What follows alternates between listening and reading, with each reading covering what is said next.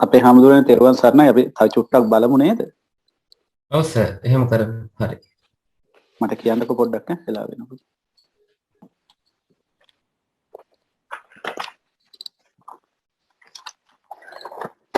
එහෙනම් අපේ සියලු දෙනාටම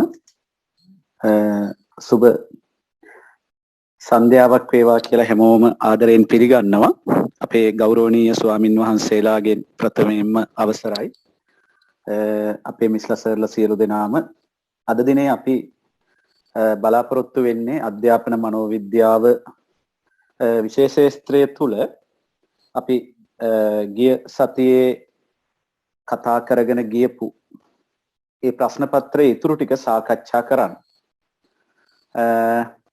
එහෙදී අපිට විවිධ ඉල්ලීම් ආවා අපිට පහුගිය දවස්වල. අපි හැමෝම මේක තේරුම් ගන්න වෙනවා අපේ අරමුණ මොකක්ද කියන එක. මොකද මේ අරමුණ තේරුම් ගත්තේ නැති වුණොත් යම් යම් ගැටලු අපිට මේක පවත්වාගෙන යනකොට ඇතිවීම වළක්වා ගන්න බැහැ. හේතුව තමයි දැන් අද අපි මේ කාර්ය කරගෙන යන්නේ. අපි දන්නවා අපේ ජනක සර්ලා ඊළඟට අපේ තව දුමානි මිස්ලා WhatsApp වලින් ඊළඟට අපේ හර්ෂණී මිස්ලා ඒ වගේ කීප දෙනෙක්ම මේ විදිහට පේපර් සාකච්ඡා කරගෙන යනවා. එතකොට අපිත් මේ පේපර් සාකච්ඡාවක් ආරම්භ කරේ මොනවක් හෝ තරඟයක් හෝ ලාභ අපේක්ෂාවක් හෝ එහෙම කිසිම දෙයකට නෙවෙයි. අපිට කවුරුත් එක්කවත් තරඟ කරන්නවත් එහෙම දෙයක් නෙමෙයි. අපි මේ හැමෝම මේ වෙලාවේ හරි අසරණ වෙලා ඉන්නේ. අපි අර සිංහල ප්‍රශ්න පත්‍ර සාකච්ඡාව කරනකොටත් අපේ සමහර මිස්ලා ඇත්තටම සමහර අයට නැගිට ගන්නවත් බැහැ. ඉතින් මේ වගේ සාකච්ඡාවකට වුන් සවන් දෙනවා. එහෙම නැත්නම් සවන් දෙන්න බැරි වුණොත් පස්සේ මේකේ රෙකෝඩින් එකට හරි ඒගොල්ලෝ සවන් දෙනවා. මොකද අපිට අර විවිධ වෙලාවල් වල තියෙනකොට විවිධ අයට සම්බන්ධ වෙන්න බෑ. උදාහරණයක් වශයෙන් ඇත්තම කියනවා නම් ජනක සර්ලා කරගෙන ගියපු මනෝවිද්‍යා ඒ සාකච්ඡාවට මම එකම දවසක්වත් මම සහභාගී වෙලා නැහැ. පස්සේ තමයි අපි දැනගත්තෙත් ඒක. එතකොට මෙන්න මේවයි ගැටලු තියෙනවා. දැන් මේ වෙනකොටත් අපේ සමහර මිස්ලා එක්කෙනෙක් කියලා තිබුණා සර් මම විභාගයේ අතාරින්න තමයි හිතාගෙන ඉන්නේ. ඒ ගැන දෙපාරක් හිතන්න වෙලා තියෙන්නේ කියලා. බලනකොට මහත්තයාටත් කොවිඩ් පොසිටිව් වෙලා, අම්මටත් කොවිඩ් පොසිටිව් වෙලා, ආච්චි අම්මටත් කොවිඩ් පොසිටිව් වෙලා. ඒතකොට නිරෝගී තත්ත්වයේ ඉන්නේ අපේ අර මිස් විතරයි. ඒතකොට මිස් තමා මේ සියලු දෙනාටම ගෙදර දොරේ වැඩ කටයුතු කරගෙන සලකගෙන යන්නේ. ඉතින් අපි මේ එකම ගමනක් යන්න ආපු අය අපිට අතරමඟ කට්ටියක් පිරිසක් අතරමඟ දාලා යන්න බෑ නේද අපේ හාමුදුරුවනේ. එතකොට මේ සියලු දෙනාම අපිත් එක්ක යන්න ඕන. ඉතින් ඒ අයට උදව්වක් වශයෙන් තමයි අපිට කරන්න පුළුවන් දේ. දැන් නිරෝගී වෙලා ඉන්න අපිට ඒ අය වෙනුවෙන් කරන්න පුළුවන් ලොකුම උදව්ව තමයි අපි මේ කරගෙන යන්නේ. එතකොට ඒ කරන්නේ අපේ අයට. ගුරුවරු කියලා කියන්නේ මේ අපේ සනුහරේ අය. අපේ වර්ගයේ අය. අපි දන්නවා පාසලට ගිහිල්ලා බොහොම සුළු වැටුපකට ඔබ ජාතියේ දරුවන් ටික ඉදිරියට ගන්න පුදුම කැපකිරීමක් කරනවා. එතකොට ඒ කැපකිරීමට අපිත් මේ ඔබ වෙනුවෙන් යමක් එකතු කරන්නයි මේ හදන්නේ. ඔබට පොඩි සහයක් අත්වලක් වෙන්නයි හදන්නේ. එතකොට මේ ගමන යනකොට අපි ගාව විවිධ අය ගාව විවිධ විදිහට තමයි දේශනවලට සහභාගී වෙලා තියෙන්නේ. සටහන් සමහර අය ගාවනේ මේවයි ගැටලු තියෙනවා. එතකොට අපි එකම ගමනක් යනකොට කට්ටියක් පයි යනවා. තව කට්ටියක් බයිස්කලේ යනවා, පුට් සයිකලේ යනවා. තව කට්ටියක් බයික් එකක යනවා. හැබැයි අපි මේ තුන්ගොල්ලම යන්නේ එකම ගමනකට. එකම අරමුණකට. එහෙනම් අපි මේ තුන්ගොල්ලම මේ අරමුණට යන්න ඕනේ. ඒ නිසා අපි මේක හරියට තේරුම් ගන්න වෙනවා. අපිට මේක වේගෙන් කරගෙන යන්නත් බෑ. අපිට මේක හිමිහින් කරගෙන යන්නත් බෑ. අපිට මේක මධ්‍යස්තව කරගෙන යන්න වෙනවා. ඒ නිසා ඒක කරුණාවෙන් අපේ හැම දෙනාම තේරුම් ගන්න වෙනවා.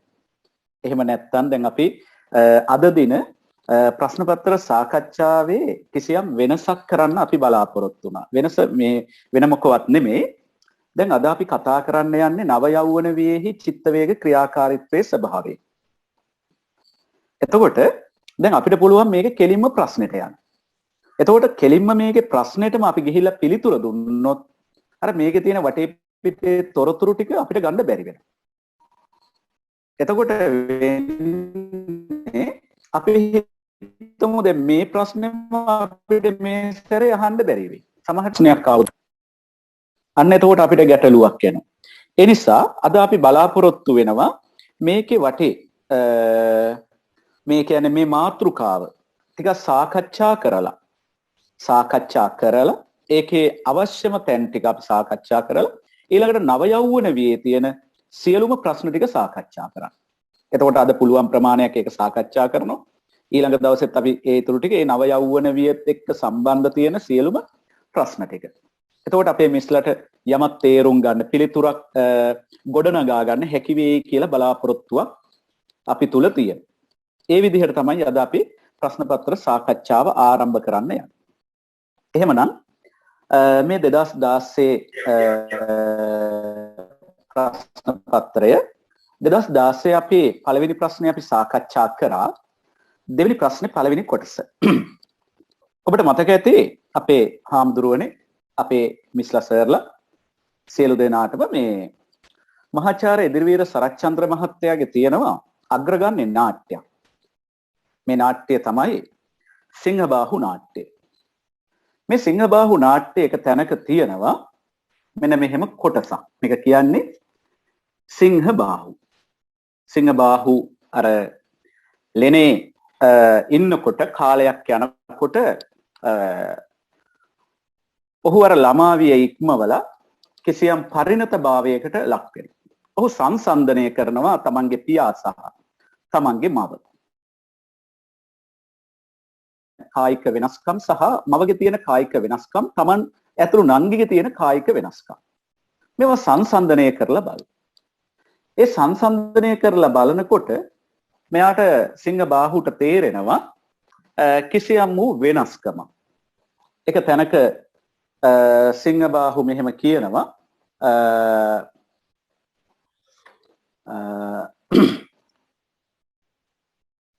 මටද හිමි වේ වංගරාජ්‍යය ප්‍රබල නරවර පරපුරෙන් මටද හිමි වේ වංග රාජ්‍ය ප්‍රබල නරවර පරපුරෙන්. ඊළඟට ආයතනක කියනවා යන්ට දෙන්නම් කාලෙවේ මෑණියන් හා නැගණි සමගින් උරුමේ අපගේ සොයමිනා. එහෙම කියලා කියනවා. ඊළඟ තව තැනක තියෙනවා වංග දේශේ වෙසෙන ජනතා කෙරෙහි වේ මා යුතුයකමා. වංග දේශේ වෙසෙන ජනතා කෙරෙහි වේ මා යුතුයකමා. එතකොට මේ තියෙන්නේ අපේ අයිතිවාසිකම් අපේ යුතුයකම් ගැන හිතන ඒ වගේම ජීවිතේ මහා කුණාටු වලට මුහුණ දෙන ජීවිතේ හැල හැප්පීම් වලට මුහුණ දෙන අපිට අපිව තේරුම් ගන්න බැරි පියාඹගෙන යන තව විදිහකින් කිව්වොත් අපේ ජීවිතේ පිස්සුම අවදිය අපි මහා විකාර ගොඩක් කරපු අවදිය ඊළඟට අපි අපිවම විවේචන කරගත්තු අවදිය විවිධ ගැටුම් ඇති කරගත්තු අවදිය මෙන්න මේ ජීවිතේ අසිරිමත් අවදිය වන නව යෞවන අවදිය පිළිබඳ තමයි අද අපි සාකච්ඡාවට ගන්නෙ. එතකොට මේ නව යෞවන විය කියන්නේ මොකක්ද කියන එක අපි පැහැදිලි කරගන්න වෙනවා. නව යෞවන විය ඩේවිඩ් බේකන් කියනවා පරිණතිය කරා වර්ධනය වීම. නව යෞවන විය කියලා කියන්නේ පරිණතිය කරා වර්ධනය වීම. තාම අපි ප්‍රශ්නෙට ගියේ නැහැ. එතකොට මේ සටහන් අවශ්‍ය නම් අපි සටහන් කරගත්තුවා හෙට උදේ වෙනකොට අපේ මිස්ලසර්ලා සියලු දෙනාටම දාන්න පුළුවන්. ඒක කිසි ගැටලුවක් නැහැ. තාම අපි ප්‍රශ්නෙට ගියේ නැහැ. ප්‍රශ්නෙට යනකොට අපි පිළිතුර ලියා ගමු. මේ අපිට මේ ප්‍රශ්න ටික තේරුම් ගන්න අවශ්‍ය ටික තමයි මේ සාකච්ඡා කරන්නේ. ඊළඟට කියනවා ශනික ශාරීරික හා ලිංගික සංවර්ධනය ඔස්සේ මානසික හා චිත්ත වේගී වශයෙන්ද ක්‍රමයෙන් පරිණතිය කරා වැඩෙන යුගයකි. මෙන්න නව යෞවන විය. ශනික ශාරීරික හා ලිංගික සංවර්ධනය.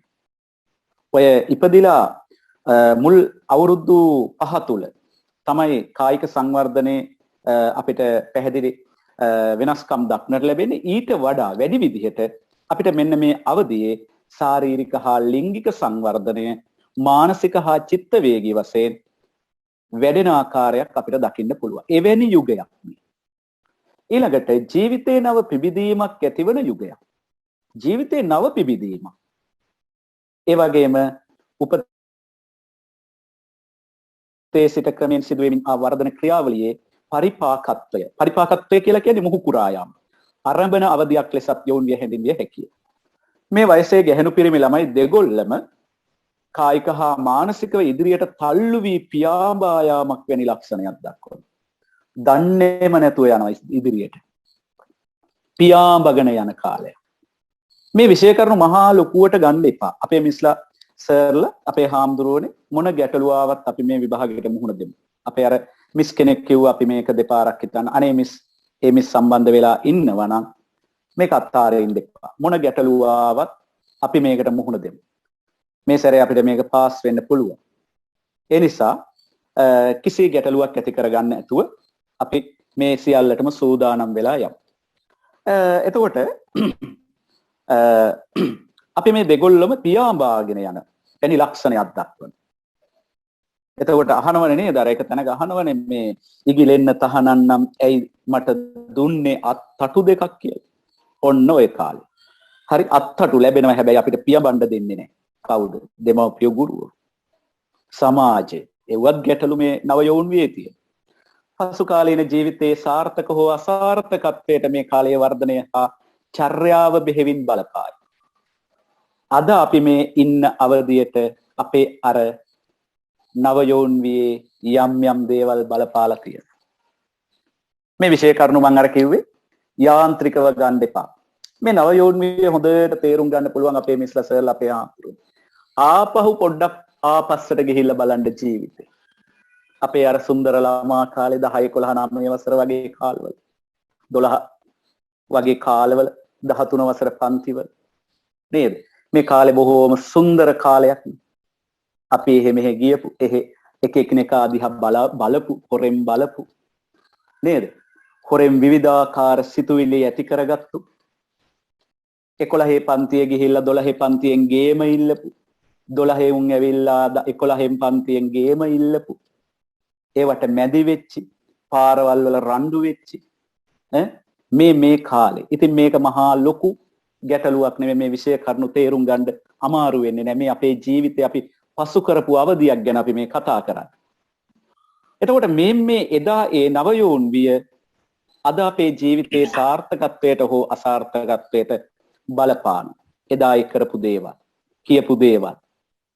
ඊළඟට මේක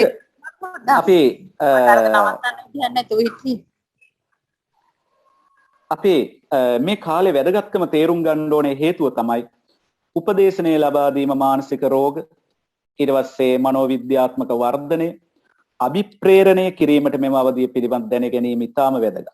එතකොට අපේ මිස්ලා සර්ලා අපේ හාමුදුරුවනේ මේ අවධිය ගැන හොඳින් දැනගන්න ඕනේ. ඒ හේතුව තමයි අපේ මිස්ලා සර්ලා සමහර වෙලාවට ප්‍රාථමික පන්තියක උගන්වනවා වෙන්න පුළුවන්.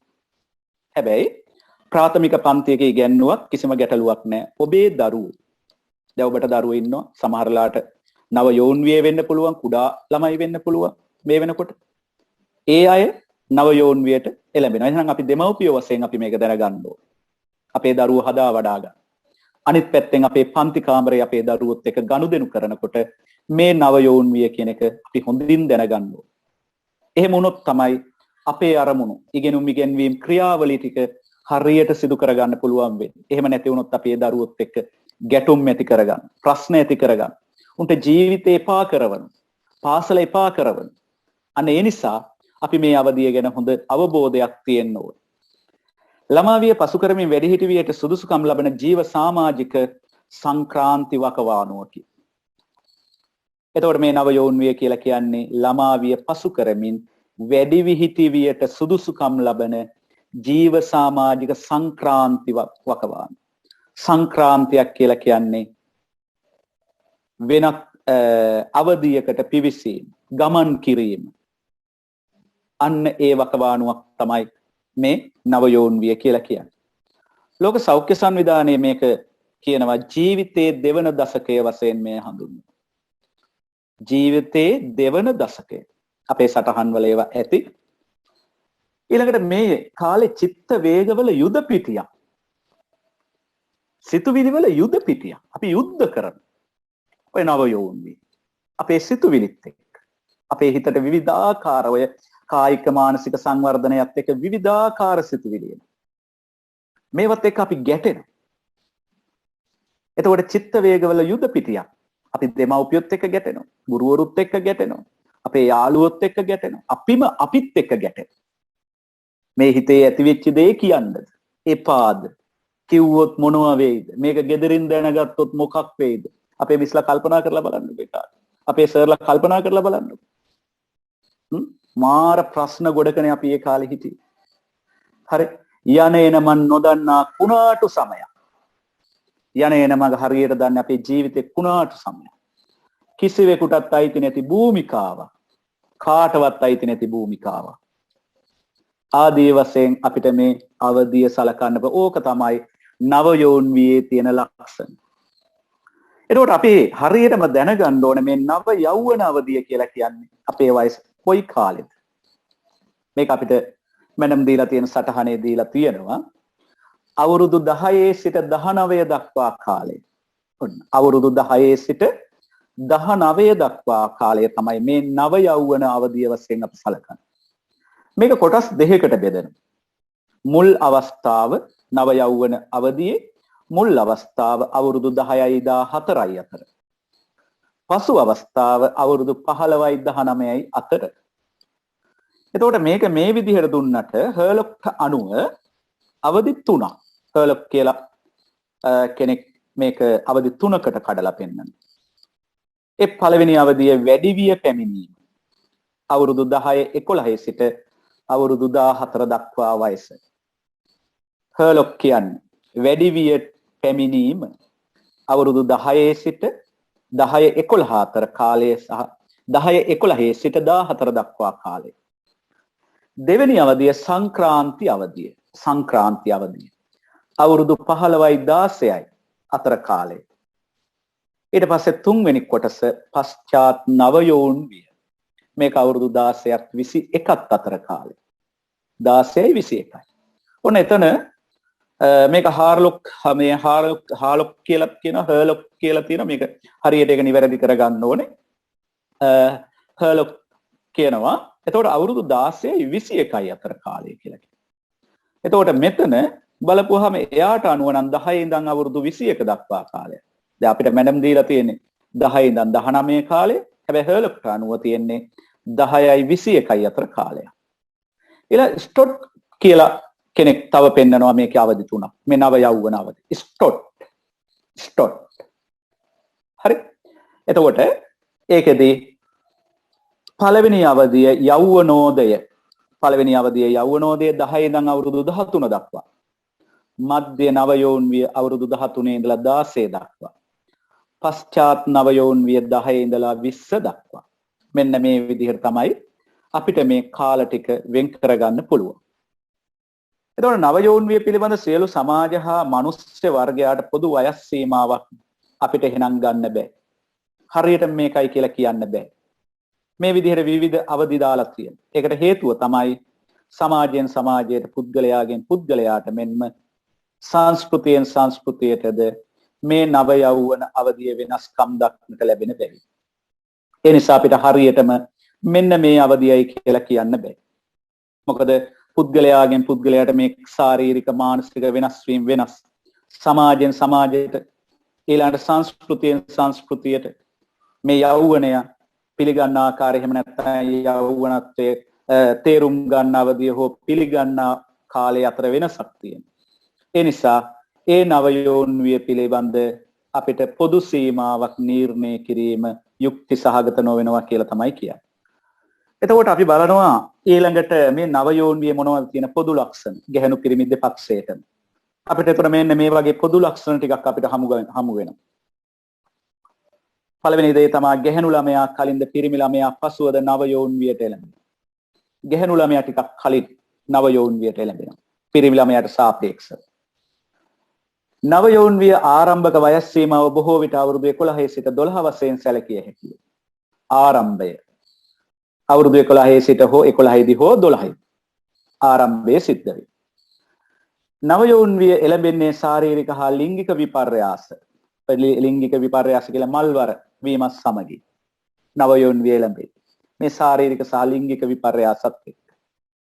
මල්වර වීම ඉහත කී කාල සීමාව තුළ විවිධ වයස් සීමා තුළ සිදුවිය හැකියි. ඒක අපිට හරියටම වයසක් කියන්න බෑ.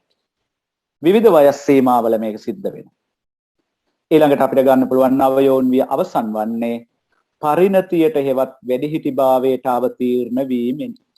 එතකොට නවයෝන් විය අවසන් වෙන්නේ පරිණතියට හෙවත් වැඩිහිටිභාවයට අවතීර්ණ වීමෙන්.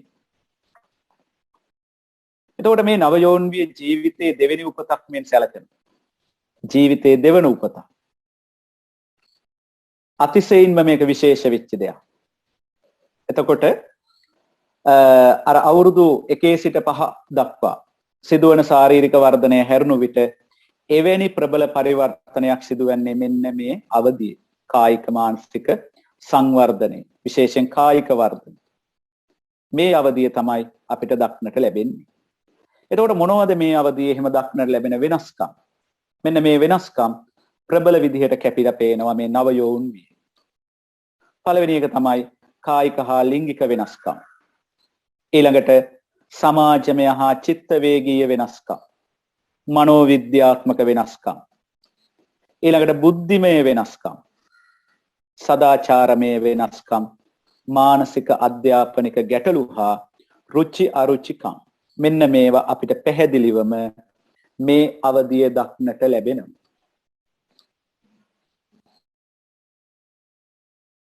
දැන් අපි ඉන්පස්සේ යනවා. දැන් ඔන්න අපි නවයෝ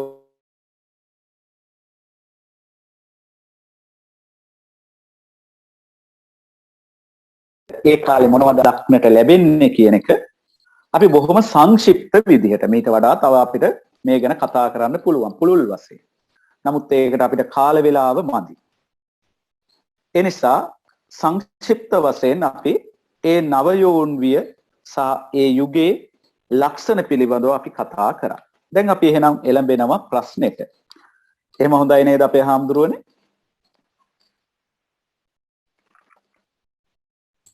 ඔව් සර්. හාමුදුරුවෝ. ඔව්. 2016 එතකොට අපි ප්‍රශ්නේ අපේ මිස්ලා සර්ලා ලියාගෙන ඇති. නව යෞවන වියේහි චිත්ත වේග ක්‍රියාකාරීත්වයේ ස්වභාවය විවේචනාත්මකව විග්‍රහ කරන්න. මෙන්න මේ. එතකොට අපි මේ චිත්ත වේග පිළිබඳ මේ නවයෝන් වියේ අපි පැහැදිලි කරා චිත්ත වේගී සංවර්ධනයක් සිද්ධ වෙනවා. අපි මේ ටික අපි සටහන් කරගෙන යනවාද ප්‍රශ්නේ පිළිතුර නිසා? කොහොමද? එහෙම නැත්නම් විස්තර කර විතරක් ප්‍රමාණවත්ද ඒ ගමන් ලියා ගන්න පුළුවන්. එහෙම නැත්නම් පොයින්ට් වශයෙන් දෙන්නද? අපේ මිස්ලා සර්ලා අදහස් දෙන්න සර්. හරි. හොඳයි නේද? එහෙනම් අපි ලියාගමු. චිත්ත වේග ක්‍රියාකාරී. එහෙම නැත්නම් චිත්ත වේග සංවර්ධනය. ඒක අපි ඉස්සෙල්ලා හඳුනා ගන්න ඕනේ. චිත්ත වේග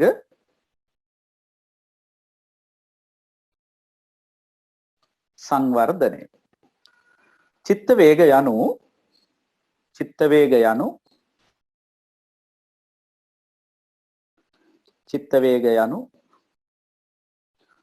පුද්ගලයෙක්ගේ අභ්‍යන්තරයේ හා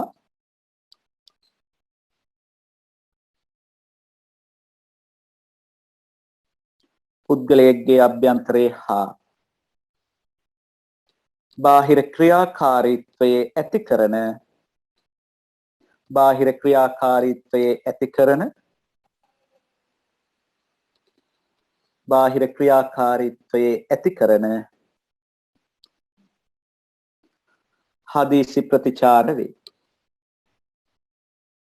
හදිසි ප්‍රතිචාර වේ.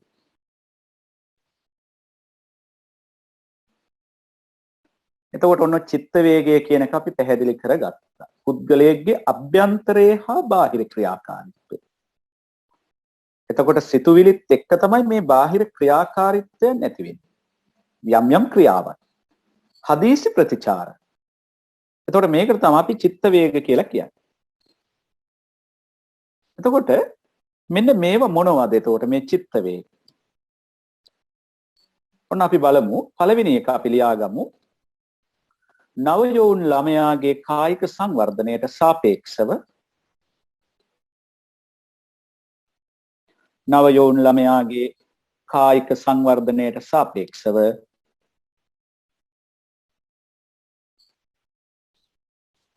චිත්ත වේග සංවර්ධනය නොවේ.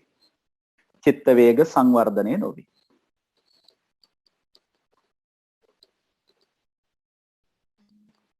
චිත්ත වේග සංවර්ධනය නොවේ. එතකොට මෙතන තියෙන්නේ විවේචනාත්මකව විග්‍රහ කරන්න. ඔන්න එතකොට මෙතන තියෙනවා අපිට විවේචනය කරන්න තැන. චිත්ත වේග සංවර්ධනය කියන්නේ කායික සංවර්ධනයට සාපේක්ෂව චිත්ත වේග සංවර්ධනය වෙන්නේ නැහැ. කායික සංවර්ධනය වැඩි වෙනවා. නමුත් ඒ හා සාපේක්ෂව චිත්ත වේග සංවර්ධනය වෙන්නේ නැහැ. එතකොට තමයි මේ නව යෞවනයා නොයෙක් දේවල් වලට පෙළඹෙනවා, යම් දේවල් කරනවා, ඒවත් එක ගැටලු ඇති කරගන්නවා මෙන්න මේ අවදි. ඒකට හේතු තියෙනවා. ඊළඟ අපි පොයින්ට් එක අපි ගමු. මේවා අපි ලියාගෙන පස්සේ අපි සාකච්ඡා කරමු. චිත්ත වේගවල සමබරතාවක් ඇති කර ගැනීම අපහසු කාලයකි. චිත්ත වේගවල සමබරතාවක් ඇති කර ගැනීම අපහසු කාලයකි. චිත්ත වේගවල සමබරතාවක් ඇති කර ගැනීම අපහසු කාලයකි.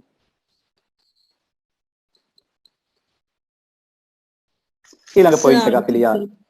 සර් අනේක මිස් කියන්නයි ප්‍රශ්නේ?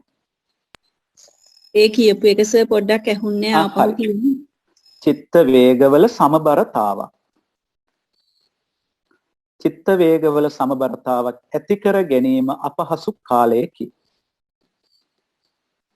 චිත්ත වේගවල සමබරතාවක් ඇති කර ගැනීම අපහසු කාලයකි. මේ කාලේ අපේ මිස්ලා සර්ලා මේ චිත්ත වේගවල සමබරතාවක් ඇති කරගන්න අපහසු කාලයක්.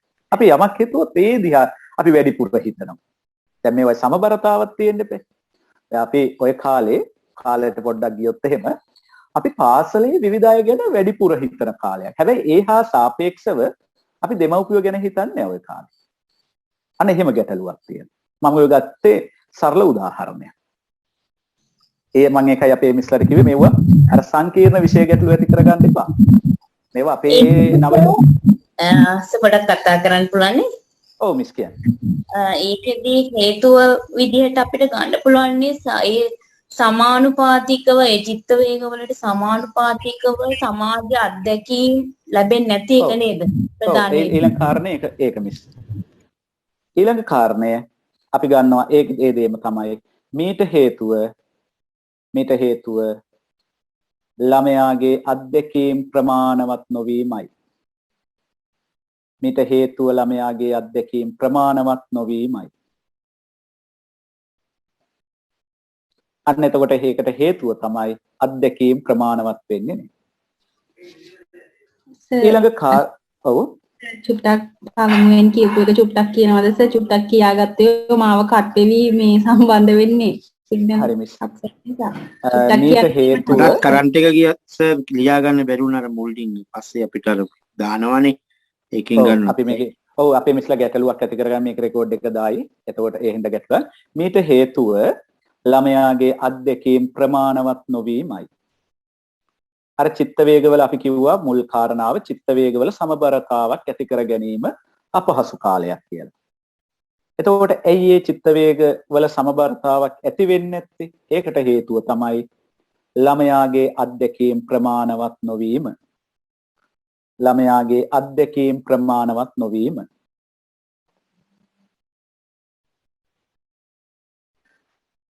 දැන් ඔය පුංචි උදාහරණයක් වශයෙන් ගත්තොත් අපි මෙහෙම හිතන්නකෝ. දැන් ඔය අපි කුඩා කාලේනේ ඔය අපේ රටට හින්දි චිත්‍රපටි රැල්ලාවේ.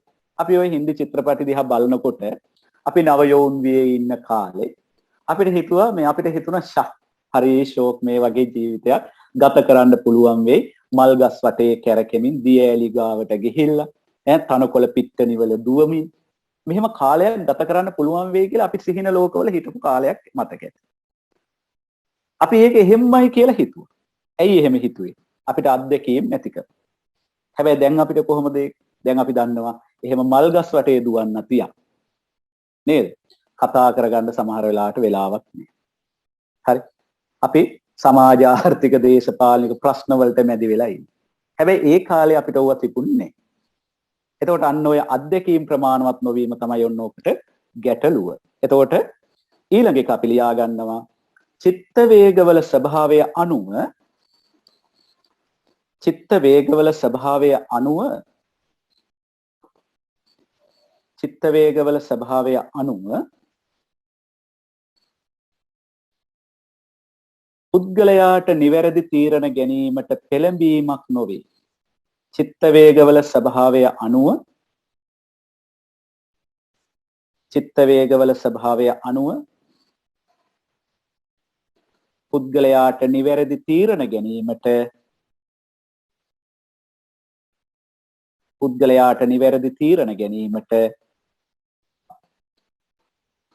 පෙළඹීමක් ඇති නොවේ.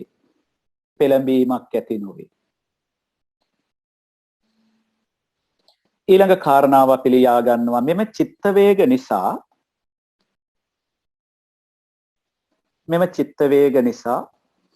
ඉස්සෙල් එකේ පෙළඹවීමක් ඇති නොවේ. අපේ හඳුන් පෙළඹවීමක් ඇති නොවේ.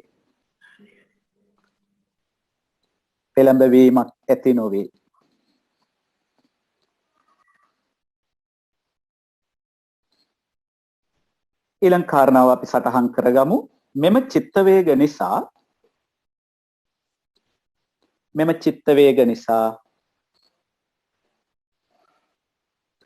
පුද්ගල ක්‍රියාකාරීත්වය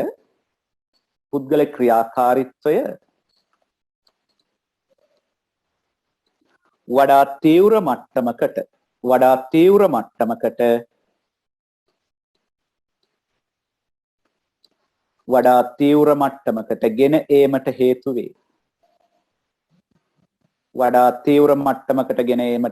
වේ.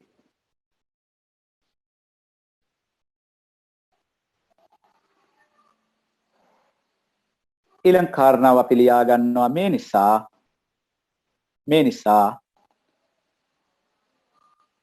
චිත්ත වේග ආතතීන් එහෙම නැත්නම් අපි ඔක ඉංග්‍රීසියෙන් කියන ටෙන්ෂන් කියලා. ටෙන්ෂන් ගොඩ නැගේ. චිත්ත වේග ආතතීන් ගොඩ නැගේ.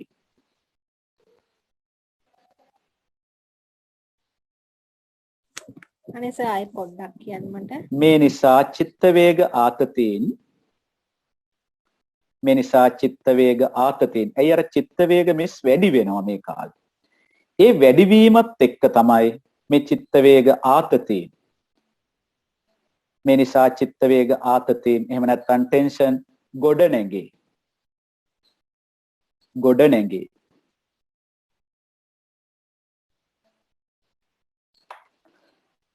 ඊළඟ කරුණ අපි සටහන් කරගමු.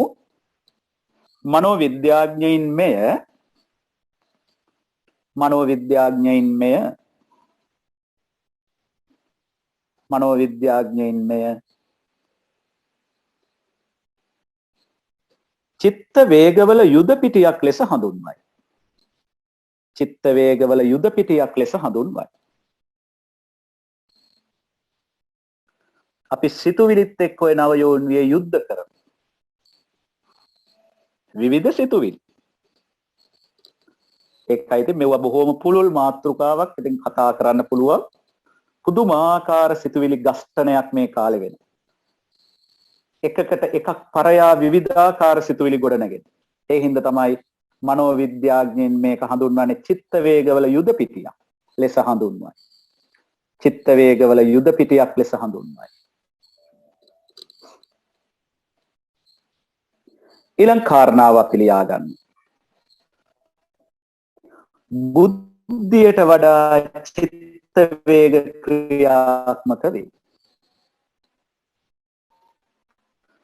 බුද්ධියට වඩා චිත්ත වේග ක්‍රියාත්මක වේ. ඔය කාලේ අපි ලියනවනේ අර සමරු සටහන් නේද? සමරු සටහන් ලියනකොට ඔය යාළුවෝ ලියන ගුරුවරු ලියලා දෙනවා නේද? මොකද්ද කියන්නේ?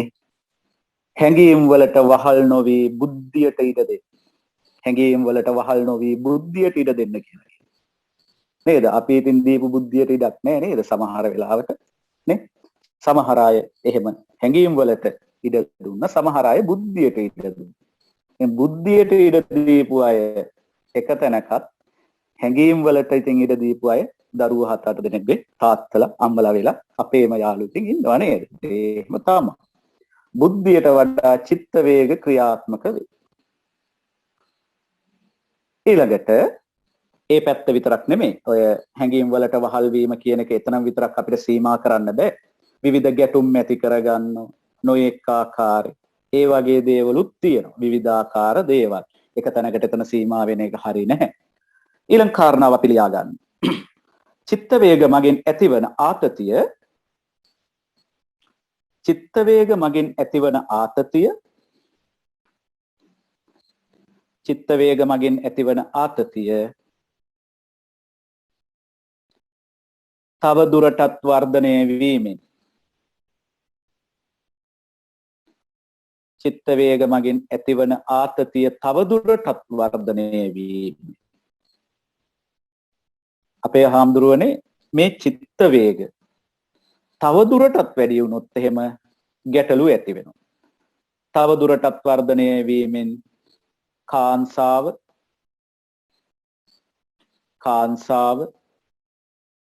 කමාද දාලියාගමු අපේ මිස්ලා සර්ලා විසාදය මොකද සර් මුලින් කිව්වේ ආතතිය තව දුරටත් වර්ධනය වීමෙන් ආතතිය තව දුරටත් වර්ධනය වීමෙන්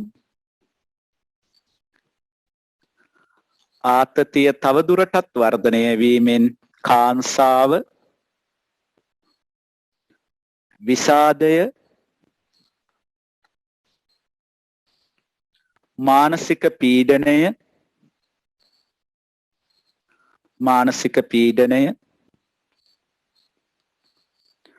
මානසික ව්‍යාකූල බව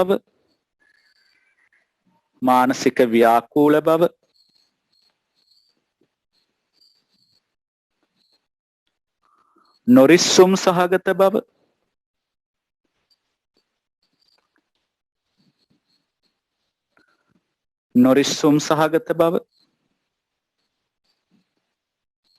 ගැටුම් ඇති කර ගැනීම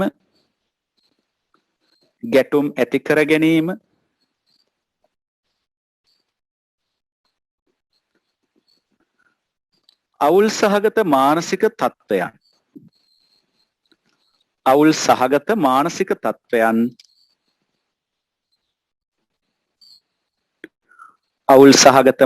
තත්ත්වයන්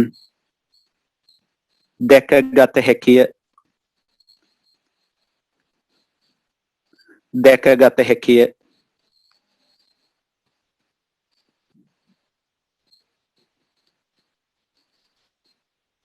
ඊළඟ කාරණාව ලියනවා අපි එවිට ජීවිතය පිළිබඳ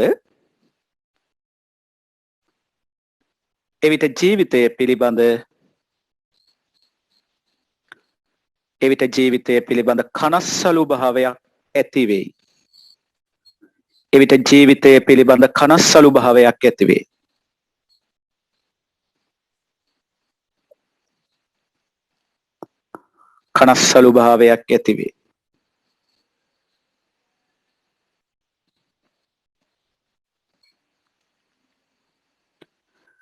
ඊළඟ කාරණාව අපි ලියනවා යමක් එක විට පිළි නොගනී. දැන් මේ කාලේ තියෙන චිත්ත වේගී ක්‍රියාකාරීත්වයේ ලක්ෂණයක් තමයි එක විට පිළිගන්නේ නැහැ සමහර දේවල්. යමක් එක විට පිළි නොගනී.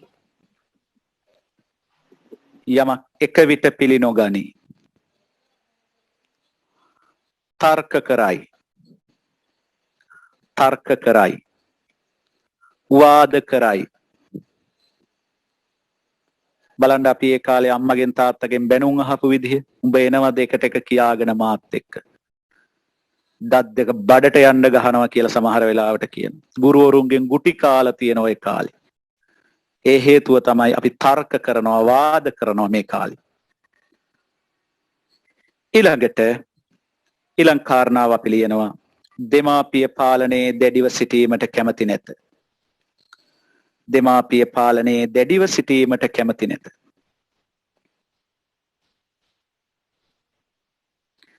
අපේ මිස්ලා චුට්ටක් කල්පනා කරලා බලන්නකො. පුංචි කාලේ කොහේ හරි යන්න ඕනට අම්මත් එන්න ඕනේ. අම්මගේ අත ගාවින් අල්ලගෙන ගෙවලියන්න එපා. මම මේ පොඩ්ඩක් පැහැදිලි කරා. අම්මගේ අත ගාවින් අල්ලගෙන යන්න. අම්මා යනවා නම් තමයි මාත් යන්නේ. එහෙම කියපු ළමයා මේ අවදියේදී අම්මා එන්න ඕනේ කියලා කියනවා. මම යාළුවෙක් එක්ක යන්න.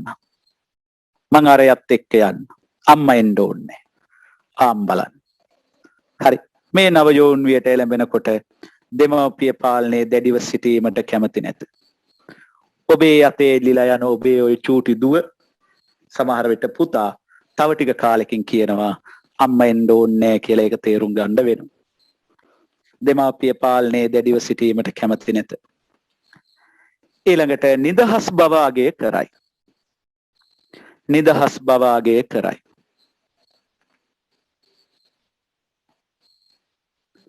නිදහස් බව අගය කරයි. දැඩි පාලනයට කැමති නැත. ඊළඟ කාරණාව දැඩි පාලනයට කැමති නැත.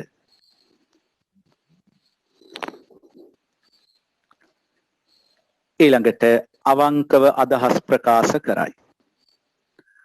අවංකව අදහස් ප්‍රකාශ කරයි.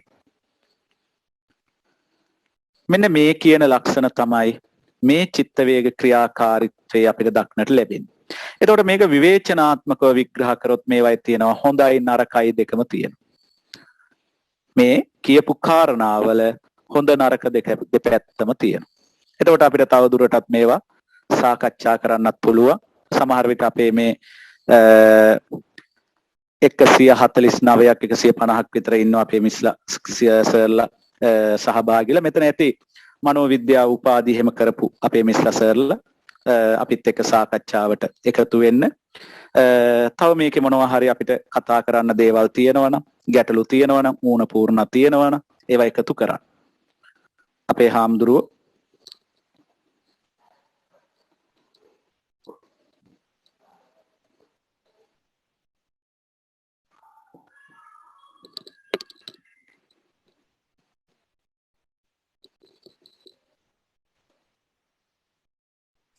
අපි කවුරුත් කතා කරන්නේ නැහැ වගේ. ඒක තමයි. අපේ සර් අර මනෝවිද්‍යාත්මකව අර වයස් සීමාව වර්ග කිරීම විවිධ මනෝවිද්‍යාඥයෝ යම් යම් වයස් සීමාවන් පරතරයන් වෙනස්ව මත ප්‍රකාශ කරලා තියෙනවානේ.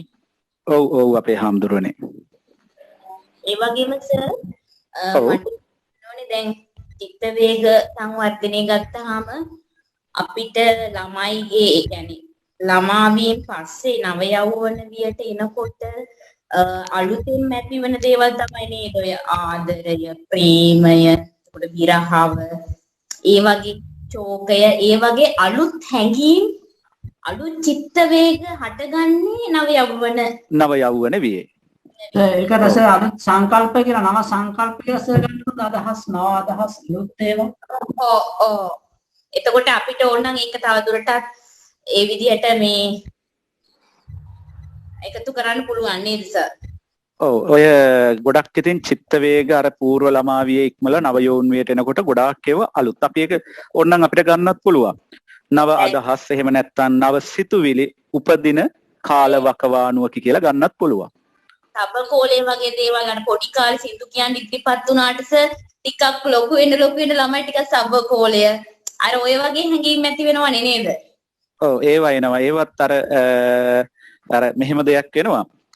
ටිකක් ඔය අර ඒවර හෝමෝනත් එක්ක සමහර ළමයින්ගේ ක්‍රියාකාරීත්වයන් වෙනස් වෙනවා. අර කොල්ලොත් එක්ක පුංචි කාලේ ගෑනු ළමයි එකට ඔහෙ සෙල්ලම් කරනවා. ඒ සෙල්ලම් කර ඉන්න ගෑනු ළමයා එකපාරම නේද? වෙනස් වෙනවනේ, වෙන් වෙනවනේ. අර කොල්ලෝ අතරට දැන් පුංචි කාලේ අපි බලන්නකො පොඩි උන් ඔය කොල්ලෝ මේ කෙල්ලෝ කිසි ගාණක් නැතුව ඉතින් මේ බයිස්කල් පදිනවා, කෝම් පිට්ටු වෙනවා, එහෙම කාලයක් එනවා. ඊට පස්සේ එහෙම හිටපු ගෑනු ළමයා එකපාරම තැම්පත් ස්වරූපයක් අපිට දක්නට ලැබෙනවා. පාරේ යනකොට බිම් බලාගෙන බොහොම ලැජ්ජාශීලීව එහෙම. කොල්ලෝ හැබැයි ඊට වඩා වෙනස් අවදියක්. උන් ටිකක් දඩබ්බර ගතිය අර මෙව්වා වෙන බයිස්කලයක් ගත්තොත් උන් තනි රෝදෙන් යන්න තමයි බලන්නේ. එහෙම නැත්නම් ගස් දිගේ යන්න බලන. පඩිපෙල් වල යන්න බලන. ඒ වර හෝමෝන ක්‍රියාකාරීත්වයත් එක්ක සිද්ධ වෙන ක්‍රියාවලිය. සර් ඒව ගැනත් අපි තව ඉදිරියේදී කතා කරන්න අවස්ථාව එයි. ඔව් අපේ හාමුදුරුවනේ. තම දැන් මේ නව යෝනියේ චිත්තේ ක්‍රියාර්ථය ගැන අහලා තියෙන්නේ. ඔව්. සමහර මේ පාරේ ඉතින් අහන්න පුළුවන් ස්ත්‍රී පුරුෂ දෙපක්ෂය ගැන අහුවත් අපිට ඉතින් හිතලා ලියන්න බෑ මේ කරුණු දැන් පුළුවන් අපේ හාමුදුරනේ. පුළුවන්. ඒක තමයි දැන් අර මම මුලින්ම ඒ පසුබිම සාකච්ඡා කරේ ඔන්න ඔය නිසා. අපි හැම වෙලාවෙම මේ ප්‍රශ්නවලට විතරක් අපේ මිස්ලා සර්ලා අපේ හාමුදුරුවනේ සීමා වෙන්න එපා. ඒ සීමා වුණොත් බැරි වෙලාවත් අපි මේකට විතරක් උත්තරේ ලිය. මම ඒක අර මුලින්ම පැහැදිලි කරේ ඒ නිසා. අපි මේකට උත්තරේ බලාගෙන යනවා. නමුත් මේකට විභාගයට ආවේ නැති වුණොත් අපි මේ සාකච්ඡා කරපුවම වැඩක් නැහැ. අපි මේකේ වටේ පිටේ පසුබිම ඔක්කොම සාකච්ඡා කරේ කෙටියෙන් හරි අපිට ඒක තේරුම් ගන්න පුළුවන්. එතකොට අපිට අහන ඕනේ ප්‍රශ්නයකට අපි දන්නවා නව යෝන්විය කියන්නේ කොයි කාලෙද මේ කාලේ කොහොමද සිතුවිලි මේ කාලේ ළමයි මොනවද කරන්නේ මොනවද හිතන්නේ උන්ගේ මේ හැසිරීම කොහොමද හරි ඕක මේ අපිට අපේ පන්ති කාමරේ ඉන්න ළමයින්ගෙන් බලා ගන්නත් පුළුවන් අපේ ජීවිතේ තව අවුරුදු නේද ටිකක් ආපස්සට ගියා නම් අපි දිහා බලලම ඕන ලියා ගන්නත් පුළුවන් කො අපේ නන්ද හාමුදුරුවෝ ඊළඟ කතා කරමු එහෙනම්. ඔව් නේද නන්ද හාමුදුරුවෝ අපේ මිස් සර්ලා තව මේකට එකතු කරගන්න ඕනේ. තව මේකේ මොනවා හරි ගැටලු සහගත තැනක් තියෙනවද? පැහැදිලි වෙන්න ඕන තැනක් තියෙනවද? එහෙම නැත්නම් අපි ඊළඟ ප්‍රශ්නෙට යන්න. එකතු කරන්න දේවල් තියෙනවද තව මොනවා හරි මේකට? ඉන්නවා හාමුදුරුවෝ ඉන්නවා. ඔව් ඉන්නවා සර්. කෝල් එකක් ආවා සර්. හරි හාමුදුරුවනේ හරි.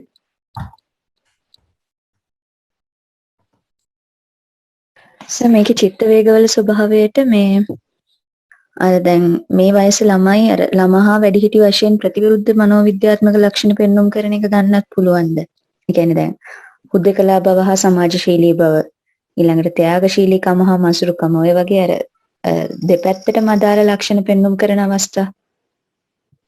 ඔව් ඒවත් ගන්න පුළුවන්. අපි ඒ පැත්තට මිස් ඇත්තට මේක ගත්තෙම නැහැ. එහෙම වුණොත් අර ගොඩාක් මේක කතා කරන්න වෙන නිසා.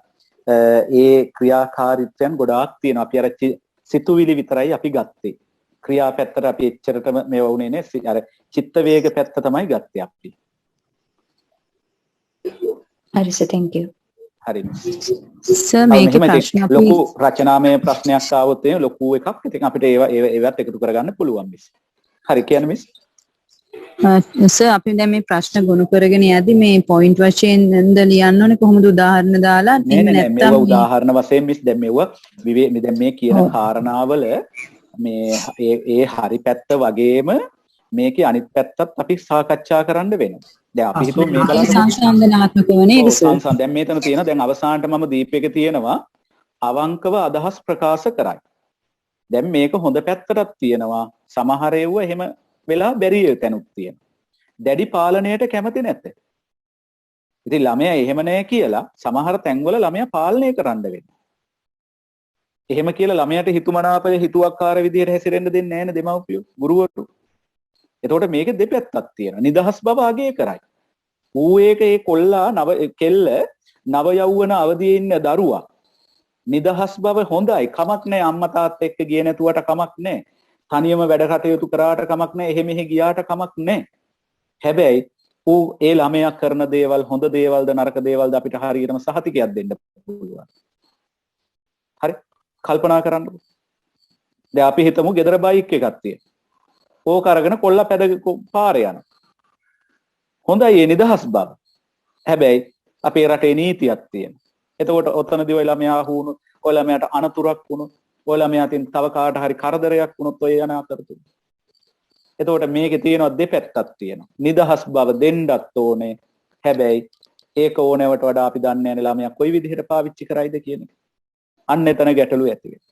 ඒ නිසා මේකේ තියෙනවා අර විවේචනාත්මකව කියලා කිව්වේ ඔන්න ඔය දෙපැත්තම ගන්න වෙනවා. හරි දෙමාපිය පාලනය දැඩිව සිටීමට කැමති නැත. හොඳයි. එහෙම ස්වාධීන ගති ලක්ෂණ ඇති කරගන්න එක හොඳයි. හැබැයි ළමයා හරි පාරේ කොල්ලොත් එක වෙන මොනවට හරි ගියොත් එහෙම අන්න එතන ගැටලුවක් තියෙනවා. හරි. අන්න ඒ වගේ තැන්වල අපිට තියෙනවා මේකේ දෙපැත්තක් හිතන්න. අන්න ඕක තමයි ওই විවේචනාත්මකව විග්‍රහ කරන්න කියලා කියන්නේ. එතකොට ওই කාරණා අපි දෙපැත්තටම දාලා ගන්න ඕනේ. මේකේ හොඳ පැත්තක් තියෙනවා, නරක පැත්තක් තියෙනවා.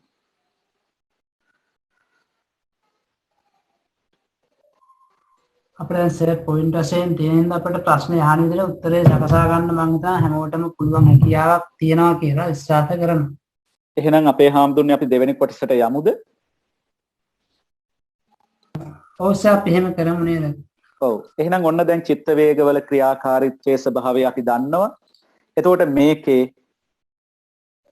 දෙපැත්තම අපි ගන්න ඕනේ. මේකේ හොඳ පැත්තකුත් තියෙනවා, නරක පැත්තකුත් තියෙනවා. එතකොට මේ දෙපැත්තම අපි සාකච්ඡා කරන්න වෙනවා. එවැනි ප්‍රශ්නයක් ආවොත්, මේ විදිහට ආවොත්. ඊළඟ අපි යනවා දෙවෙනි ප්‍රශ්නෙට. නව යෞවන පෞරුෂ සංවර්ධනයේහිලා ගුරුවරයා සතු කාර්ය පැහැදිලි කරන්න. ගුරුවරයා සතු කාර්ය පැහැදිලි කරන්න. මම මේ ප්‍රශ්නෙට කෙලින්ම යනවට වඩා දැන් මේ උත්තර නෙමෙයි කියන්නේ, මේ ගැන අපි චුට්ටක් අවබෝධයක් ලබන්න ඕනේ. දැන් මම අර අපි හැමතිස්සෙම කියන දේ තමයි මේ ප්‍රශ්නෙම මේ විදිහටම එන්නත් පුළුවන්, නැති වෙන්නත් පුළුවන්. නැති වුණොත් අපි මේව ගලපලා අපි පිළිතුර සකස් කරගන්න වෙනවා අපෙන් අහන ප්‍රශ්න වලට. ඒ නිසා දැන් අපි බලනවා මේ පෞරුෂ සංවර්ධනය වෙන්නේ. ඇයි දරුවගේ පෞරුෂ සංවර්ධනය කරන්න වෙලා තියෙන්නේ? මොකක්ද හේතු? සමහර වෙලා මේ නව යෝන්විය දරුවා තුල විවිධ ගැටලු මේ කාලේ ඇති වෙලා තියෙනවා.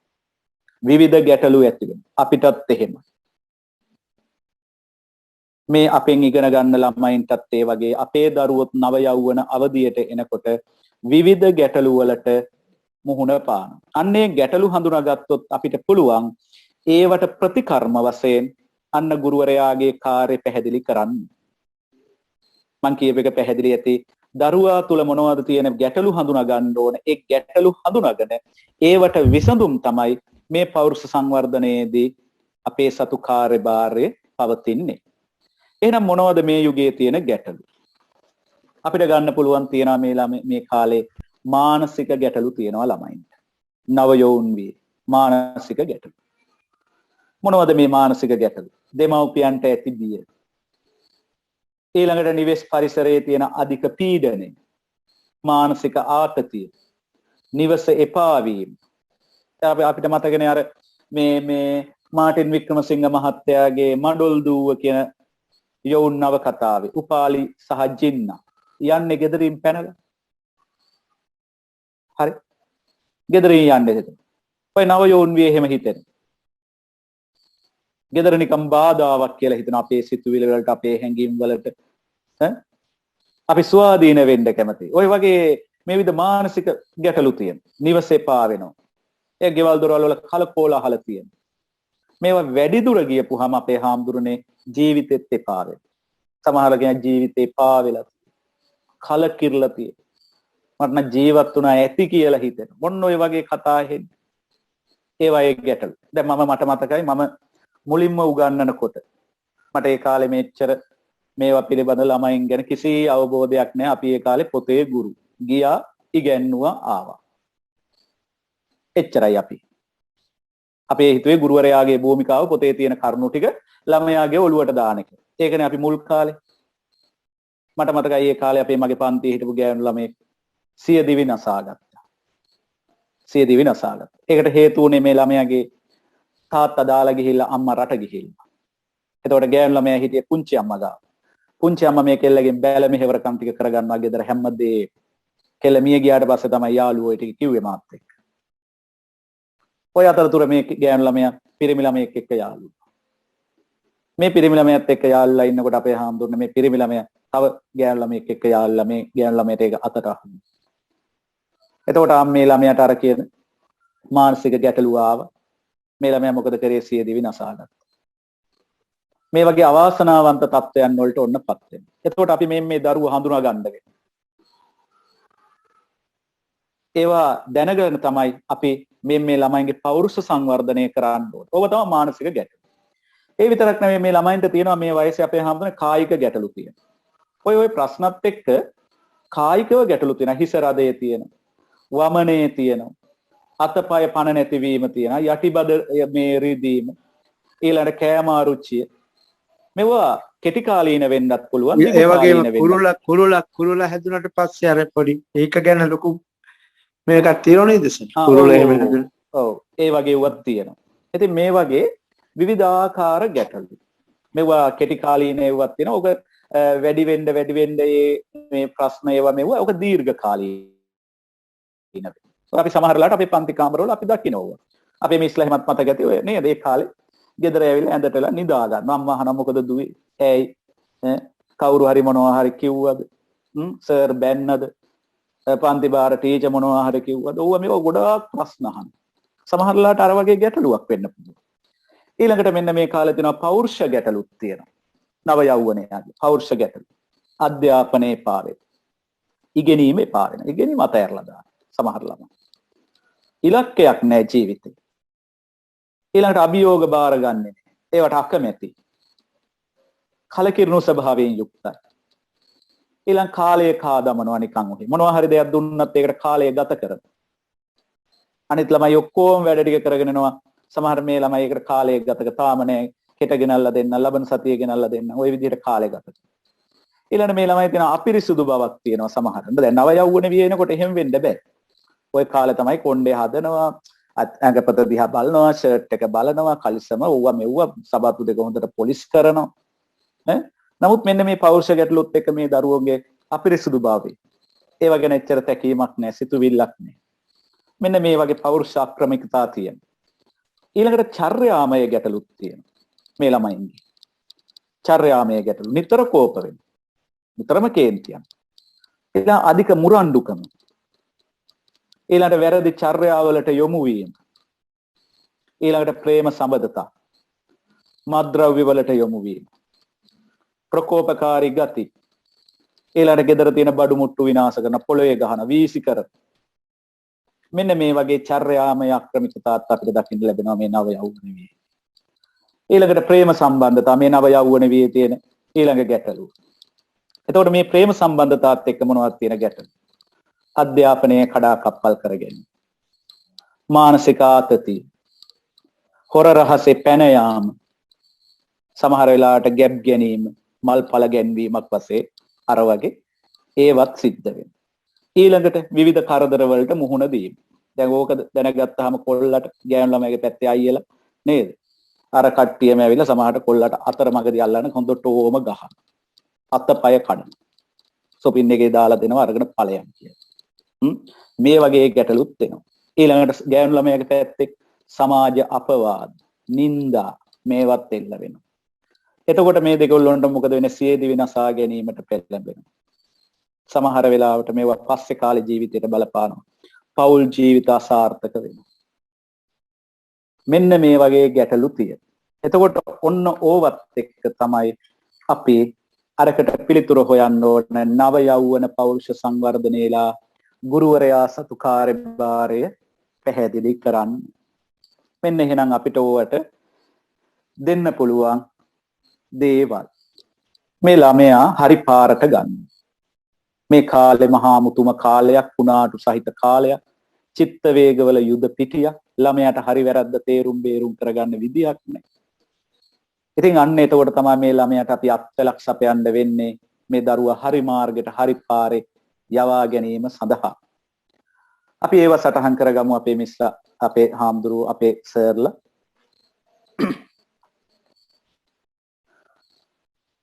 පළවෙනි එක අපි ලියාගමු. දරුවා පිළිගැනීම හා අගය කිරීම. දෙවෙනි කරන්නේ නේද? එකේ දෙකරනේ. ඔව් දෙවෙනි එකට හාමුදුරුවෝ. නව යෞවන පෞරුෂ සංවර්ධනයේලා ගුරුවරයා සතු කාර්යභාරය. ළමයා පිළිගැනීම හා අගය කිරීම. ඒක අපේ හාමුදුරුවනේ මේකයි මේ ළමයි පොන් වෙන්න දෙන්න හොඳ නැහැ. ළමයින්ට තැනක් දෙන්න ඕනේ. ළමයි පිළිගන්න ඕනේ. ඒ ළමයි අගය කරන්න ඕනේ. අපි කියන මේ උපස්තම්භනය කරනවා කිය. ඒ දේවල් කරනකොට අන්න ඒ ළමයාගේ පෞරුෂ සංවර්ධනය කරගන්න පුළුවන්. ඊළඟට දරුවා තුල අනාගත ඉලක්කයන් ඇති කරගෙන දරුවා තුල අනාගත ඉලක්කයන් ඇති කිරීම. දරුවා තුල අනාගත ඉලක්කයන් ඇති කිරීම.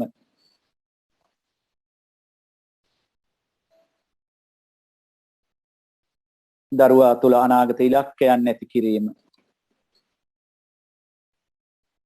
ඊළඟට මාධ්‍ය ඇසුර කළමනාකරණය කිරීම. මාධ්‍ය ඇසුර කළමනාකරණය කිරීම. මාධ්‍ය කිව්වහම ටීවී එක වෙන්න පුළුවන්, කම්පියුටර් වෙන්න පුළුවන්, ඊළඟට Facebook ඒ වගේ සමාජ ජාල වෙන්න පුළුවන්. මෙන්න මේ දේවල්. මාධ්‍ය ඇසුර කළමනාකරණය කිරීම. අපිට පුළුවන් වෙන්න ඕනේ පුතේ මෙන්න මේ වැඩසටහන බලන්න කියලා හොඳ දේවල් වලට ළමයි යොමු කරවන්න. ඔයලා වයසේ ළමයි ඒවට කැමති. නමුත් අපි ඒක හරි පාරට හරි තැනට ගන්න ඕනේ. මාධ්‍ය ඇසුර කළමනාකරණය කිරීම. ඊළඟට අපිට ගන්න පුළුවන් නායකත්වයේ පැවරීම. නායකත්වයේ පැවරීම. ළමයිට යම් යම් දේවල් වල නායකත්වයේ පවරන්න ඕන. පාසලේ පන්ති කාමරයේ වෙන්න පුළුවන්. ශිෂ්‍ය නායකයෙක් වෙන්න පුළුවන්. අපි හිතමු අපි අධ්‍යාපන චාරිකාවක් යනවා කියලා. අධ්‍යාපන චාරිකාවේ අවශ්‍ය දේවල් යම් යම් දේවල් සංවිධානය කරලා කොටස් වලට කඩලා අපිට පුළුවන් දරුවන්ට පවරන්න. දවස් දෙකක ගමනක් යනවා නම් පුතේ ඔබ වලන් ටික හොයන්න ඕන. ඔයගොල්ලෝ ඔයා මෙහෙම මෙහෙ දර ටික කඩලා ගන්න ඕන. ඊළඟට අනිකුත් දේවල් ඔබ ඔයා මේ ටික කරන්න ඕනේ. අපි ඒක පවරන්න ඕනේ. ඒ පවරනවා විතරක් නෙමෙයි හොඳ අගය කිරීමකුත් එක්ක මේවා පවරන්න ඕනේ. පුතේ ඔයාටම කිව්වේ මම දන්නවා මේක ඔයා හොඳට කරලා දෙයි. ඒ හින්දායි මම වෙන කාටවත් නොකිය මේක ඔයාටම කිව්වේ. අන්න බලන්න. එහෙම කරපුවාම අර ළමයි ඒවා හරි කැමැත්තෙන් කරනවා. වගකීම් බාර දීම. වගකීම් බාර දෙන්න ඕනේ. වගකීම් බාර දීම. ඊළඟ කාරණාව අපි ලියා ගන්නවා විෂය සමගාමී හා විෂය බාහිර ක්‍රියාකාරකම් වල නිරත කරවීම. විෂය සමගාමී හා විෂය බාහිර ක්‍රියාකාරකම් වල නිරත කරවීම.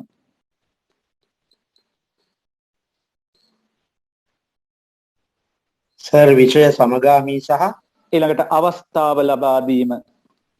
අවස්ථාව ලබා දීම. විවිධ දේවල් වලට දරුවන්ට අවස්ථාව ලබා දෙන්න ඕන. විෂය බාහිර ක්‍රියාකාරකම් වල නිරත කරවීම. විෂය සමගාමී හා විෂය බාහිර ක්‍රියාකාරකම් වල නිරත කරවීම.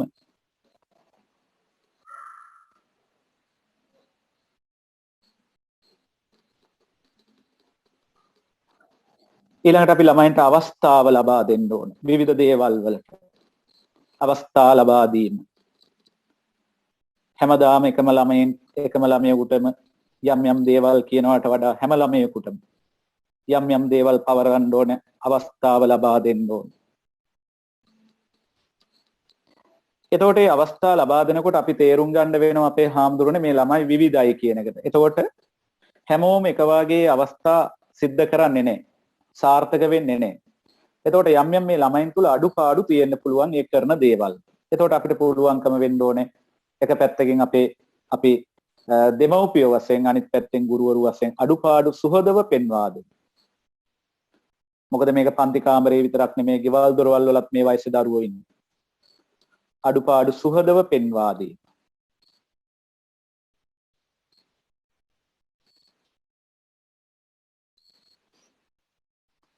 දැන් අපේ හාමුදුරුවනේ අපේ මිස්ලා අපේ සර්ලා අපි ඉස්සරලා මේ අවධියේ තියෙන ගැටලුවක් අපි කතා කරා. ඒක ලියන්න එපා. මේ පොඩ්ඩක් ඒක සාකච්ඡාවට බඳුන් කරන්න මම මේ ගත්තේ. දැන් මේ කාලේ ප්‍රේම සම්බන්ධතා හිම ඇති වෙනවා කියලා කිව්වනේ අපි මොකද කරන්නේ ඒවට?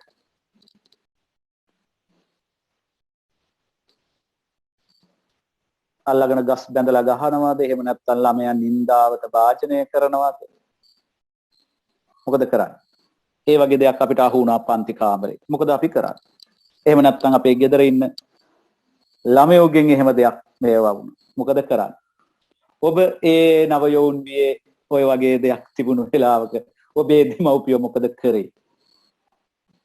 දැන් ඔන්න අපිට හිතන්න පැති තියෙනවා. අපි මොකද කරන්නේ? අපේ ළමිස්ලා ඉදිරිපත් වෙන්න.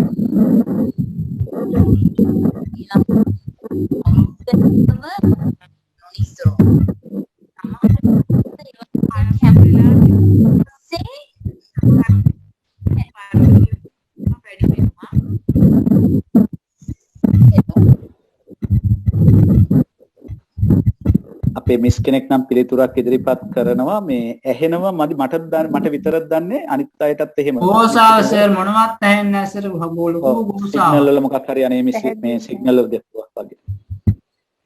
දැඩි විරෝධයක් එකපාරටම ප්‍රකාශ කරන්න හොඳ නැහැ. එහෙම විරුද්ධතාවය ප්‍රකාශ කරන්න එතනදී ඒගොල්ලන්ගේ තියෙන චිත්ත වේගත් එක්ක ඒව දරුණු වෙන්න පුළුවන්. ක්‍රමක්‍රමයෙන් අවබෝධ කරලා දෙන එක තමයි කරන්න ඕනේ. ක්ෂණිකව මේ තීරණ ගන්න මේ වැඩි පුළුවන්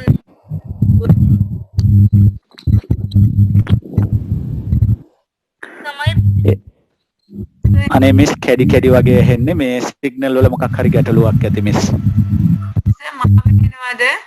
මිස්සෝ සර් ඉන්නෝනේ මිතුරියක් වගේ නේ ඒ වෙලාවේ. ඔව් අපේ හාමුදුරුවෝ හොඳ එක. ඉතින් කරුණාවෙන් නැත්තම් වසවිස ප්‍රවාහපානි කරන නිසා පාලම තුල ඇති වුණ චිත්ත වේගත් එක්ක ඒගොල්ලෝ තව තවත් ඒක වර්ධනය කරගෙන යන්න පුළුවන්. එහෙම නැතුව අපි කලබල වෙන්නේ නැතුව කරුණු පැහැදිලි කරලා දීලා හිමින් සැරේ ගැටලුව විසඳ ගන්න ඕනේ. එහෙම නැතුව අපි කලබල වෙලා වැඩි තීරණ ගත්තොත් එහෙම ළමයි ඊට වඩා කරුණු වෙන්න අවස්ථාව වැඩි. එතකොට අපේ මිස්ලා මේ අපේ සර්ලා එහෙම කවුරු හරි මේ ඔක ඒ ළමයි එහෙම ඒ වගේ දේවල් කරන එක වැරදිද? ඔක වැරද්දක් හැටියටද අපි ගන්නෙ? වැරද්දක් නෙවෙයි සර්. වැරද්දක් නෙමෙයි. ඔව් අපේ හාමුදුරනේ එහෙම දේවල් ඒ කාලේ කලේ නැත්නම් වැරද්දක් ඇත්තටම. අන්න ඒක තමයි. අන්න හොඳම උත්තරේ ලැබුණා. ඔව් වැරද්දක් විතරක් නෙමෙයි අපේ මිස්. එහෙම වුණොත් ඒ ළමයි මේ ගෑනු ළමයි සම්බන්ධ මොනවා හරි මේ කියන මොකක් හරි මේ ප්‍රශ්නයක් ලෙඩක් හෝ එහෙම නැත්නම් මානසික ලෙඩක්. එහෙමනම් ඔන්න අපි ඔක හොඳට තේරුම් ගන්න වෙනවා අපේ මිස්ලා සර්ලා. ඒ වයසේ ඒ වගේ සිතුවිලි පහළ නොවුනොත් තමයි ප්‍රශ්නේ. ඒ වගේ සිතුවිලි පහළ වෙනවා. මෙහෙමයි ඒක කරන එක නොකරන එක ළමයාගේ වැඩක්. එහෙම දෙයක් ඇති කරගන්න එක නැති කරන සමහර ළමයි ඒව ඉතින් පාලනය කරගෙන ඒ වගේ සිතුවිලි ඇති වෙනවා. ඒක කාටත් පොදු දෙයක්. එතකොට සිතුවිල්ලක් ඇති නොවිච්ච කෙනෙක් නෑ සර් මං හිතන්නේ ක්‍රෂ් එකක් හරි තියෙනවා ඕනම කෙනෙකුට. එතකොට මේකට මම පුංචි කතාවක් අපේ මිස්ලාට කියන්න මේ ඔය මගේ යාළුවෙක් මේක මං හොඳටම දන්න කෙනෙක්. එතකොට මේ වෙනකොටත් ඉතින් මම මේ එයත් එක්ක නිතර ඔය හම්බ වෙනවා එහෙම අවස්ථාවක් තියෙනවා. ඉතින් මේ පිරිමි ළමෙක් ඉතින් මේ ඔය ටිකක් ග්‍රාමීය ප්‍රදේශයක පාසලක. මට මෙහෙදි තමයි හමු වුණේ. ඒ ඉතින් ඔය 10 11 වගේ පන්තිවල තමයි මේ ළමයාට යාළුවට ඔය මේ ගෑනු ළමයෙක් සම්බන්ධයෙන් ඉතින් ප්‍රේම සිතුවිල්ලක් ඇති වෙනවා. ඉතින් ওই කාලේ මහ පුදුමාකාර කාලයක් නේ අපේ හාමුදුරනේ. ඔය මේ කාලෙදී එහෙම ඔය ළමයි තුල ආදරය ඇති කරවෙනහම ඒ ළමයාට විතරක් නෙමෙයි. ඔය ගෙදර ඒ ළමයායි ගෙදර ඉන්න බල්ලට පවා අපි ආදරේ. අපි කැමති. එහෙම කාලයක් නෙවෙයි. හරි? ගෑනු ළමයායි ගෙදර ඉන්න ආය අම්මලා තාත්තලා ඉඳන් ගෙදර බල්ලට පවා හරි කැමති. එහෙම කාලයක්. ඉතින් ඔහොම බලාපොරොත්තු තියාගෙන ඉඳලා කොහොම හරි ඉතින් සාමාන්‍ය පෙළ විභාගෙට. එතකොට මෙයා කියනවා මේ ඒ කාලේ අනිත් කොල්ලෝ කරන ওই දඩබ්බර වැඩ හැම මූ කරන්න ගියේ නෑලු. ඒ හේතුව තමයි අර ගෑනු ළමයා නිසා. මොකද මේ ලකුණු කැපේ කියලා. මේ ළමයා අනිත් එක තමයි මේ ඉගෙන ගන්න වැඩි දක්ෂතාවයක් නැහැ. නිකන් ඔහේ අර නිකන් අර බාල පන්තිවල මේකෙන් අර තේරුම් ගන්න මේ අවදියේ තියෙන ක්‍රියාකාරීත්වය. ඒ හින්දායි මම මේ කියන්නේ. මේකේ කිසිම මේ උනන්දුවක් ඉගෙනීමට එහෙම තිබිච්ච කෙනෙක් නෙමෙයි. ඕනෑවට එපාවට ඉස්කෝලේ ගියපු කෙනෙක්. වැඩි මේ දක්ෂතාවයක් එහෙම පෙන්නපු කෙනෙක් නෙමෙයි. නමුත් අර කැපී පෙනෙන්නයි අර අයගේ පිළිගැනීම ගන්නයි මෙයා පුදුම විදිහට වැඩ ටික කරගෙන යනවා. අර පන්තියේ 20 සහ 30 අතර වගේ හිටපු ළමයා ඔය 10 11 වසර පන්තිවලදී එනවා 2-3 අතරට. 2-3 ඔය අතරට එනවා. එතකොට ඒ ඔක්කොම වැඩ ගුරුවරුන්ට කීකරු ඉස්කෝලේ වැඩ ටික කරනවා, පන්ති නායකකම ගන්නවා, මේ ඔක්කොම කරන්නේ වෙන මොකක්වත් නෙමේ ජීවිතය ගැන බලාපොරොත්තු අනම්මනම් දෙමව්පියන්ගේ බලාපොරොත්තු ඉටු කරන්න නෙමෙයි අර ළමයාගේ හිත දිනා ගන්න. උසස් පෙළ පන්තියේදී මේ යෝජනාව කරනවා. එතකොට අර ළමයා කිව්වලු අපි ඉගෙන ගමු. එතකොට ඔය ගෑනු ළමයා ශිෂ්‍ය නායිකාවක්ලු. ශිෂ්‍ය නායිකාවන් නිසා මම ශිෂ්‍ය නායිකාවක්. අපි මේ අනිත් ළමයින්ට ආදර්ශයක් වෙන්න එපේ. ඒ නිසා අපි දෙන්න හොඳට ඉගෙන ගමු කියලා. ඔන්න ඔය අතරතුර මේ ඔය පාසලේ දේශපාලන විද්‍යාව කරන ගුරුවරයා මාරු වෙලා යනවා. ග්‍රාමීය පාසලක් නිසා මාස 2-3ක් යනකම් ගුරුවරයෙක් එන්නේ නැහැ. දැන් මේ යාළුවා කල්පනා කරාලු අනිවාර්යෙන් අර ගෑනු ළමයා මේ විශ්වවිද්‍යාලේ යනවම තමයි. මමත් කොහොම හරි මේ විශ්වවිද්‍යාලයට යන්න ඕන කියලා හිතලා දැන් මේ පාසලේ හිටියොත් එහෙම යන්න වෙන්නේ නැහැ. මොකද දැන් එක විෂයකට ගුරුවරයෙක් නැහැ. මේ ළමයා මොකද කරන්නේ? අර පාසලෙන් ඉවත් වෙනවා. උසස් පෙළ කර ඉන්න ගමන් අවුරුද්දක් විතර ගත වෙලා තියෙද්දි පාසලෙන් අයින් වෙනවා. අයින් වෙලා තමයි මෙන්න මේ ප්‍රදේශයට එන්නේ. ඊට පස්සේ තමයි ඔය අපිටත් හමු වෙන්නේ. ඊට පස්සේ මොකද කරන්නේ? හොඳට වැඩ ටික කරනවා. පාඩම් කරනවා, ලියනවා, ඒවා මේව ඔක්කොම කරනවා. අපේ මිස්ලට කියන්නේ ප්‍රතිඵලය කොළඹ දිස්ත්‍රික්කයෙන් තමයි ලිව්වේ. උසස් පෙළ විෂයන් 3ටම A3ක් එනවා. දිස්ත්‍රික්කේ 19 වෙනියා. අයිලන්ඩ් රෑන්ක් එක 70. ඔන්න ළමයාගේ ප්‍රතිඵලය. වැඩේ තියෙන්නේ ඒවා කරගෙන අරහෙ යනකොට අර ටික ඒ කාලේ අද වගේ මේ ජංගම දුරකථන ඒවා මේවා තිබිච්ච යුගයක් නෙමෙයි. සියල්ල බිඳ වැටිලා. අන්න ප්‍රශ්නය. ඊට පස්සේ මහා අර කියපු අර අපි ඉස්සෙල්ලා කතා කරපු අර මහා ව්‍යාකූල අර යුද්ධ පිටියක් කුණාටු සමය උදා වෙනවා. හරි. පුළුවන් තරම් මේ යකා පිස්සු කෙල්ලනවා. මේ අතන ජීවිතය ගැන කිසි බලාපොරොත්තුවක් නැහැ. ගමේ යන්නේ නැහැ. දෙමව්පියෝ ගාවට යන්නේ නැහැ. ඒ සියල්ල අමතක කරලා මහා අමුතුම කාල පරිච්ඡේදයක් ගත කරේ. ඔන්න ඔය විදිහට මානසික ගැටලු ඒවා මෙව ඇති වෙලා හැබැයි කොහොම හරි පස්සේ මේක හැබැයි මේ මොන දේ කරත් අපේ මිස්ලම මේ මත්ද්‍රව්‍ය පැත්තට යොමු වුණේ නැහැ. ඒක එහෙම හොඳක් තිබුණා. මත්ද්‍රව්‍ය පැත්තට යොමු වුණේ නැහැ. ඒ කොහොම හරි දැන් මේ වෙනකොට නම් හොඳට ඉන්නවා.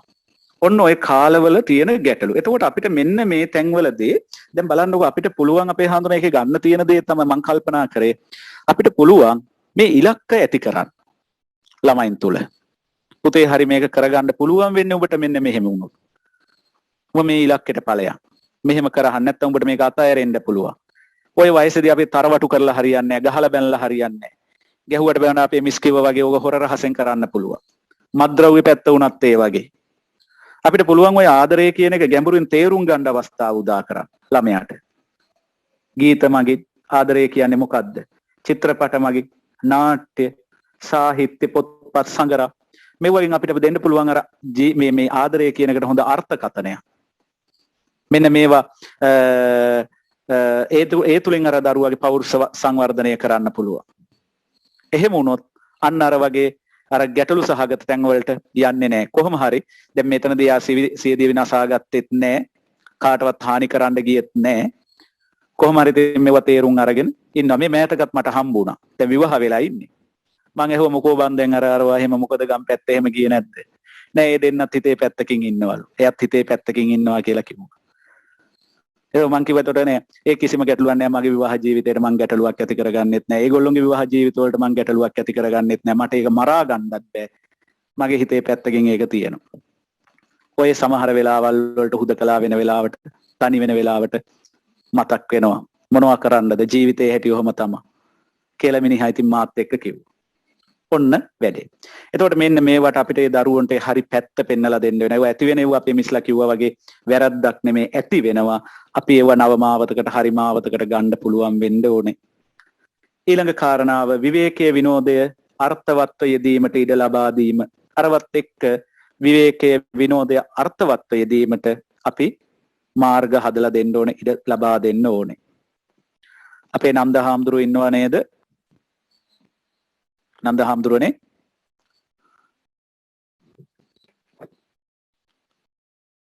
ඔව් සර්. ඔව්. අපේ හාමුදුරුවෝ මේකට ඊළඟ ටික එකතු කරන්න ඕනේ. මම මේ දුන්නට පස්සේ ඊටු තව මේවට තව අඩුපාඩු ඇති. ඒවා ටික සම්පාදනය කරන්න. ඊළඟ උපදේශනය අවශ්‍යයි මේ දරුවන්ට. අපි ඒත් එක්ක නිතර කතා බහ කරන ඒගොල්ලෝගේ අඩුපාඩු මොනවද කියලා හොයන්න ඕනේ බලන්න ඕනේ. යම් යම් අයට විවිධාකාර ගැටලු තියෙනවා. ඒ අයට උපදේශය දෙන්න ඕනේ. උපදෙස් දෙන්න ඕනේ. උපදේශනය අවශ්‍ය වෙනවා. ඊළඟට ක්‍රීඩා කටයුතු වලට යොමු කරවීම. මේ ක්‍රීඩා කටයුතු වලට යොමු කරවීම හොඳ පෞරුෂ ලක්ෂණ ඇති කරවන්න පුළුවන්. අපිට අර වචන වලින් කියනවට වඩා මේ වගේ ළමයින්ට යමක් ඉගෙන ගන්න තියෙන හොඳ පෞරුෂ ලක්ෂණ ඇති වෙනවා. ජය පරාජය සමව විඳ දරා ගැනීම. කණ්ඩායම් හැඟීම ඒවත් එක්ක ඔය ක්‍රීඩාත් එක්ක අපේ මිස්ලා සර්ලා මේ ක්‍රීඩා කටයුතු වලට විතරක් නෙමෙයි විවිධ තරඟ වලට නැටුම් තරඟ වෙන්න පුළුවන්, චිත්‍ර තරඟ වෙන්න පුළුවන්, සංගීත තරඟ වෙන්න පුළුවන්. ඔය වගේ නොයෙක් කතික තරඟ වෙන්න පුළුවන්. විවිධ තරඟ වලට ඉදිරිපත් කරවන්න ඕනේ. එතකොට ඒ වගේ මොනවද දරුවට ලැබෙන්නේ මොනවද ලැබෙන පෞරුෂ ලක්ෂණ? එකක් ඉදිරිපත් වීම. ජය පරාජය සමව භුක්ති විඳීම. අන් මතවලට ගරු කිරීම. කණ්ඩායම් හැඟීම. නායකත්වය. ඉවසීම. මේ වගේ කරුණු රාශියක් ඒ තරඟවලට යොමු කරවීම තුළ දරුවට ලැබෙනවා. ඊළඟ කාරණාව හැටියට අපි ලියාගමු. ඔළුවට පමණක් නොව හදවතටද කතා කළ යුතුය. ඔළුවට පමණක් නොව හදවතටද කතා කළ යුතුය.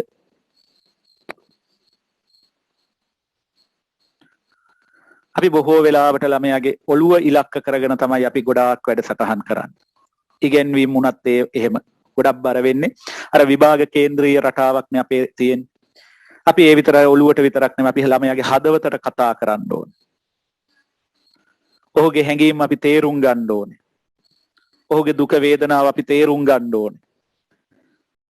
ඒවත් එක්ක අපි ඔහු සමග සුහද වෙලා අපි හදවතට කතා කරොත් ඔය දරුවන්ගේ අපිට පුළුවන් ඇත්තටම සමහර වෙලාවට දරුවා අඬනවා අඬ ගෙදර දොරේ ප්‍රශ්න කියනවා සමහර වෙලාවට. කාටවත් කියන හිතේ තද කරගෙන තිබිච්ච ඉක්කි ගගහ අපේ මං හිතන අපේ මිස්ලා සර්ලට අද්දකීම් ඇති. අම්මට තාත්තට වඩා දරුවා ගුරුවරයා විශ්වාස කර. ඉක්කි ගගහ කියනවා. හදවතට කතා කරොත් එහෙම වෙනවා. ඊළඟට ආදරය පිළිබඳ හැඟීම් ප්‍රකාශ කළ හැකි වඩාත් උචිත ක්‍රම කියා දෙන්න ඕනේ. දැන් මේ ළමයින්ගේ හිතවල මේවා ඇති වෙනවා කියවනේ අපි ඒක වැරද්දක් නෙමෙයි කියලාත් කියවනේ අපේ හාමුදුරුවනේ අපේ මිස්ලා. එතකොට මේවා ප්‍රකාශ කරන්න පුළුවන් අවස්ථා තියෙනවා. අපිට පුළුවන් කවි ගීතවලට නාට්‍යවලට ඒවා යොමු කරවන්න. පුතේ හිතට එන දේ ලියහන් කොලේක. මට පෙන්නුවේ නැති වුණාට කමක් නැහැ. ඒ දේවල් වලට අපි ළමයි යොමු කරවන්න ඕනේ. ඒ දේවල් ප්‍රකාශ කරන්න මාධ්‍යයක් අපි සකස් කරලා දෙන්න ඕනේ. ළමයි සමහර අය චිත්‍ර අඳිනවා. ඒවා හොඳයි වෙඩෙස් වල එහෙමත් අඳින්නේ සමහර විට පොත්වල අඳිනවා. ඊට පස්සේ එතනින් පස්සේ අපි ටික ටික ළමයා හරි පැත්තට ගන්න ඕනේ. ඒක හැටි. ඉතින් ඔන්න ওই දේවල් අපිට දරුවාගේ පෞරුෂ සංවර්ධනය කර ඇති කරවන්න පුළුවන් දේවල්. තව මේකට එකතු කරන්න පුළුවන් දේවල් තියෙනවා නම් අපේ හාමුදුරුවෝ අපේ මිස්ලා සර්ලා එකතු කරන්න.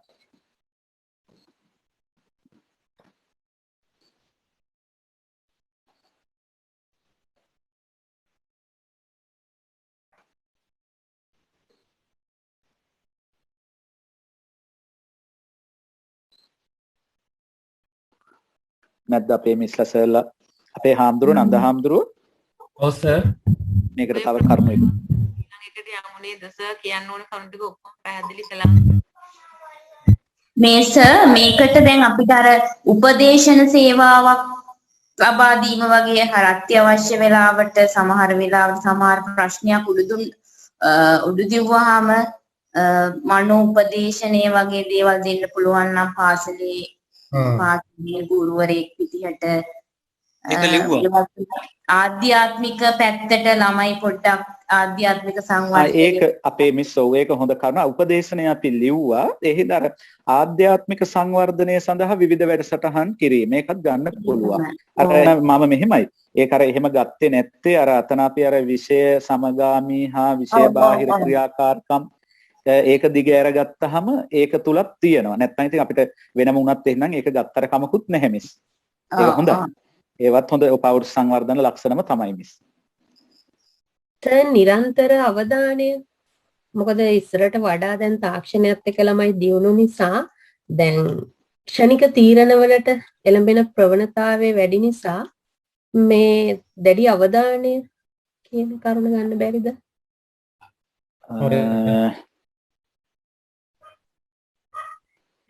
ඒ තුලින් පෞරුෂ ලක්ෂණ සංවර්ධනය කරන්නේ. අපි චුට්ටක් ඒක සාකච්ඡා කරමු මිස්. මටත් ඒක එකපාරම නිරන්තර අවධානය දරුවාට ලබා දීම. එතන ආරක්ෂාව රැකවරණයද පෞරුෂ ලක්ෂණයක්ද ඇති වෙන්නේ? දැන් මේ මිනිස්ස දැන් හිතන්නකො උදාහරණයක් විදිහට අපි ඒ කාලේ අපේ තරුණ කාලේ ගත්තම අපේ නවයුන් කාලේ ගත්තාම දැන් හරි ලියුමක් ලිව්වයි කියමුකෝ අපි දැන් ඒක ලියලා ඕකේ කී පාරක් එඩිට් කරනවාද අපි. එතකොට ඒකේ දැන් අපිට අර ආවේගශීලී භාවය අඩුයි. නමුත් දැන් දරුවන්ගේ ඒ පැත්තට වැඩිනේ නැඹුරුතාවය. එතකොට සමහර වෙලාවට දෙමව්පියන්ගේ ඇස් වහලා කරන හොර වැඩ බොහෝ දුරට අර ගුරුවරුන්ට අහු වෙන අවස්ථා තියෙනවා. දැන් මේ කාලේ වුණත් ගොඩාක් මේ ගුරුවරු දැන් අපි ප්‍රශ්න විසඳපු ප්‍රමාණය වැඩි. කියන්නේ අපිට සමහර වෙලාවට Zoom class වලදී පවා මේ හොරෙන් chat කරන ඒවා පවා අපිට අහු වෙනවනේ සමහර වෙලාවට. ඒ අපි දැඩි අවධානය නිසා නේද? එතකොට එයාලට ඒ කතා කරලා වුණා අපි එයාලත් එක්ක නිරන්තරයෙන් සම්බන්ධ වෙලා අර අවධානය වැඩිපුර යොමු කරපුවාම එයාලව වැරදි වලට යොමු වෙන එක අඩු කරලා ඒගොල්ලන්ව හොඳ පැත්තට දාන්න පුළුවන් නේද? ඔව් එහෙම පුළුවන් මේ. ඔව් ඒක ගන්න පුළුවන්. ගුරුවරයා සුහදශීලීව මිත්‍රශීලීව සිටීම වැදගත්. දරුවත් ඒකත් ලියාගමු මිස්. ඒක අපි ලියාගමු හැමෝම. ඒක වැදගත්. ශිෂ්‍යයන්ව හඳුනා ගන්න ඕන, එයාලට ආදරේ, කරුණාව, දයාව දක්වන්න ඕන. ඒ වගේම ශිෂ්‍යයන් සමග අපි නිතර කතා කරන්න ඕන. ඒ කට්ටියට එතකොට තමයි ඒ කට්ටියගේ ප්‍රශ්න ටික එළියට එන්නේ නේද? ඔව් ඒ කියන්නේ ප්‍රියමනාප පාසල තුල අර ප්‍රියමනාප පරිසරයක් ඇති කරන එක නේද? ගොඩක් වෙලාවට ගුරුවරයාට පුළුවන් සිනාමුසු මුහුණින් පන්තියට ගිහිල්ලා අර දරුවත් එක්ක ගොඩක් සුවදශීලීව සිටීම තුල ඒක ලියා ගන්න පුළුවන් සර් නේද? ඔව් ප්‍රියමනාප බව.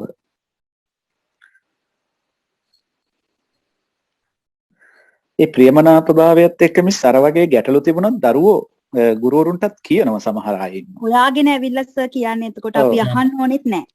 අහන්න ඕනෙත් නැහැ. අහන්න ඕනෙත් නැහැ. සමහර කල ලොකු ප්‍රශ්න අපි කියමුකෝ මේ අම්මට තාත්තට ඊට පස්සේ කාටවත් කියන්න බැරි ඒවා එතකොට ගුරුවරයාට කියනවා. එතකොට ඒ තුලින් මේ ලොකු ප්‍රශ්න මගහරවා ගන්න පුළුවන්.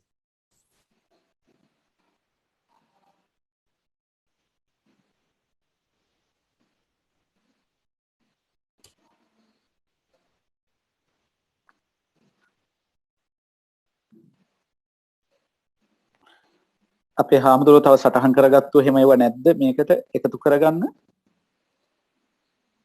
අවසර අපිට ගන්න පුළුවන් නේද මේ දැන් ඒ නිවැරදි වයසේදී එයාලට විශේෂම ලිංගික අධ්‍යාපනය කියන එක ලබා දෙන්න ඕන. මොකද එයා දැන් අපි කියමුකෝ එතකොට වැරදි දේවල් වලට යොමු වෙන්නේ නැහැ. මොකද ඒ වයස තමයි අපි අනිවාර්යයෙන්ම ළමයිව බලා ගන්න ඕන වයස. එතකොට මේ වයසේදී ශාරීරික ක්‍රියාකාරකම් ගැන උන්ට පහදලා දුන්නොත් එහෙම අර එයාලට වෙන හානිය අවම කරගන්න පුළුවන්.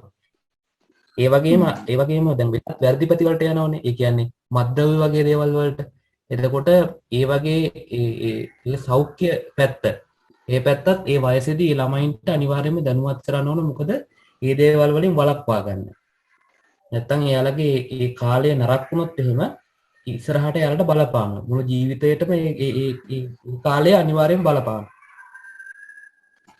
ඒකටම එකතු කරන්න පුළුවන් අපේ හාමුදුරුවන්ගේ අදහසත් එක්කම මේ අපි එතකොට මේ වයස මෙන්න මේ වගේ කාල සීමාවක් පුතේ ඔයාලට තියෙන්නේ කියලා පැහැදිලි කරලා ඊට පස්සේ එන කාලය තුල ජීවිතය හොඳින් ගත කරන්න පුළුවන් කියලා චිත්ත වේගී කළමනාකරණය කිරීම තුල මේ කාලය තුල කොමිස් ඒකත් හොඳ චිත්ත වේග කළමනාකරණය කිරීම. දැන් අර අතනත් මම අර මිස් ඒක මේ අපි අර මම කිව්වේ දැන් ඔය මටත් ඔය සමහර අවස්ථාවල අපේ ළමයින්ගේ ප්‍රේම සම්බන්ධකම් ඕව මෙව අහුවෙලා තියෙනවා. ඉතින් මම ඒ වෙලාවට මම කිව්වේ පුතේ මෙහෙමයි. මේ වැඩේ හරියට කෙරෙන්න නම් ඔයා මෙන්න මේ තැනට යන්න වෙනවා. එහෙම නැත්තම් මේක ඉටු වෙන්නේ නැහැ. දැන් බලන්න මේ ගෑනු ළමයාගේ තත්ත්වය මෙහෙම ඉන්නේ. ඔයාලට කැමති වේද බලන්නකෝ. ඒගොල්ලෝගේ ගෙදරින් මේක දැනගත්තාම මාර ප්‍රශ්නයක්නේ. ඔයාලට මේක කරන්න නම් තියෙන්නේ හොඳට ඉගෙනගෙන මෙන්න මෙහෙම ලගු. නැත්තම් ඔයා අපි හිතමු දැන් ඔයාලට පුළුවන් ඕන නම් මේක හොරෙන් කරගන්න. පස්සේ කාලේ දැන් ගෙදර බලන්නකෝ කොච්චර මේ ගම්වල තියෙන ගැටලු කියලා ඔය ඒ පසුබිම අර මිස් කිව්වා වගේ පෙන්නලා දෙන්න ඕන. දැන් මිනිස්සුන්ගේ ජීවිතවල තියෙන ගැටලු. එතකොට ළමයා තේරුම් ගන්නවා. ඔව් මම ඊට කලින් මේ ස්ථාවරය හදා ගන්න ඕනේ. රැකියාවක් හොයා ගන්න ඕනේ. ගෙයක් දොරක් හදා ගන්න ඕනේ. ඊට පස්සේ තමයි අර දේවල් හරියට පවත්වාගෙන යන්න පුළුවන්, කරගන්න පුළුවන්කම තියෙන්නේ.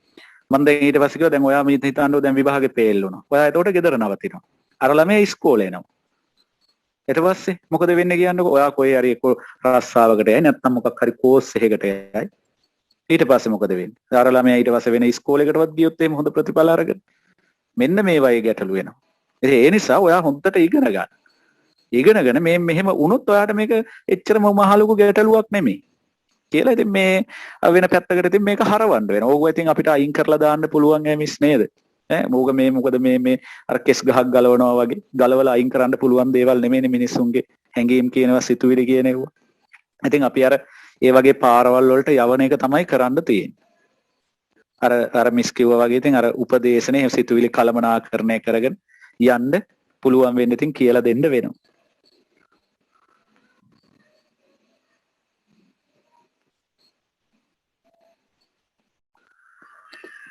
අතීතයට ගියා නේද සර්? ඔව්. අනිවාර්යයෙන්ම. අපේ හාමුදුරන්ට මොකක් හරි කියන්න තියෙනවා වගේ සර්.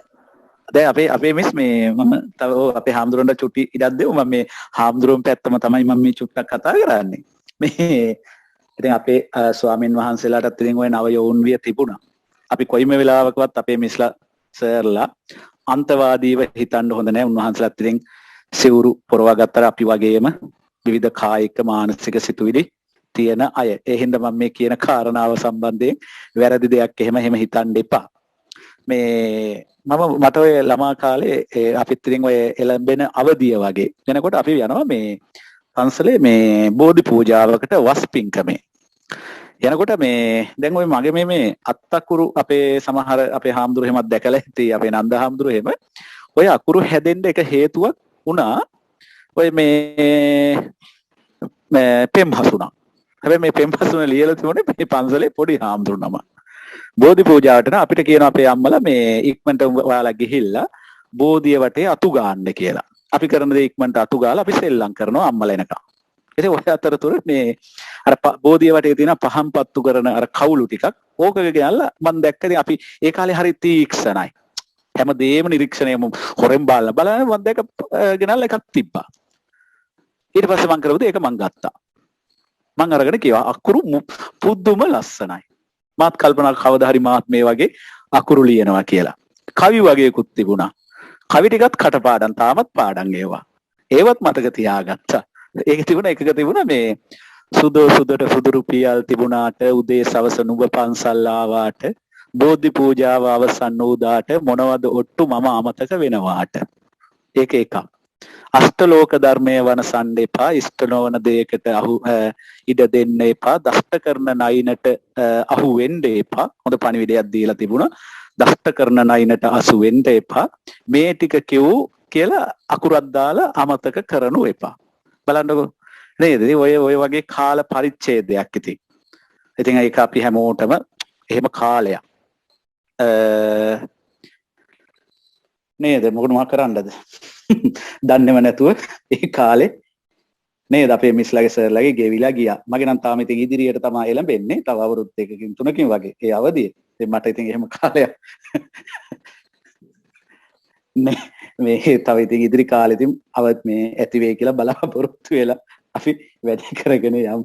අපේ නන්ද හාමුදුරුවෝ අපේ මිස්ලා තව එකතු කරන්න තියෙන ඒවා එකතු කරමු. අපි ටිකක් ඔය මහන්සිය නැති වෙන්නත් එක තමයි ඔය පොඩ්ඩක් කිව්වේ. සර් ඒකට මේ දරුවෝ කියන දේවල් වල රහස්‍යභාවය සුරකින්න එක ගන්න පුළුවන්ද? ඒකත් ගන්න පුළුවන් නේ. අපි විශ්වාසවන්ත වෙන්න වෙනවා නේද මිස්? ඔව්. අපි විශ්වාසවන්ත වෙන්න වෙනවා. දරුවාට ගුරුවරයා විශ්වාසවන්ත කෙනෙක් බවට පත්.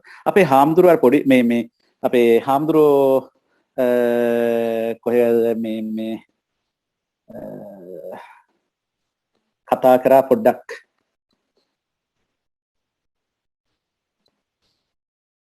හාමුදුරුවනේ මොකක් හරි ඔබ වහන්සේ ඉස්සෙල්ලා කියන්න ගියා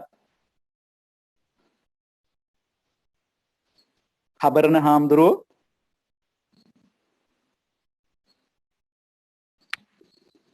අමනාපවත් වුණාද දන්නේ මං ඔය ඕනේ නැති ඒවා කියලා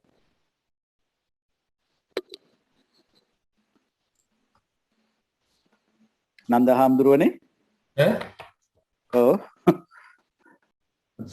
මේ මොකද කරන්නේ අපි කට්ටිය ඔව් ඊළඟ ප්‍රශ්නෙට යනවද මොකද කරන්නේ ඊළඟ ප්‍රශ්නෙට යමු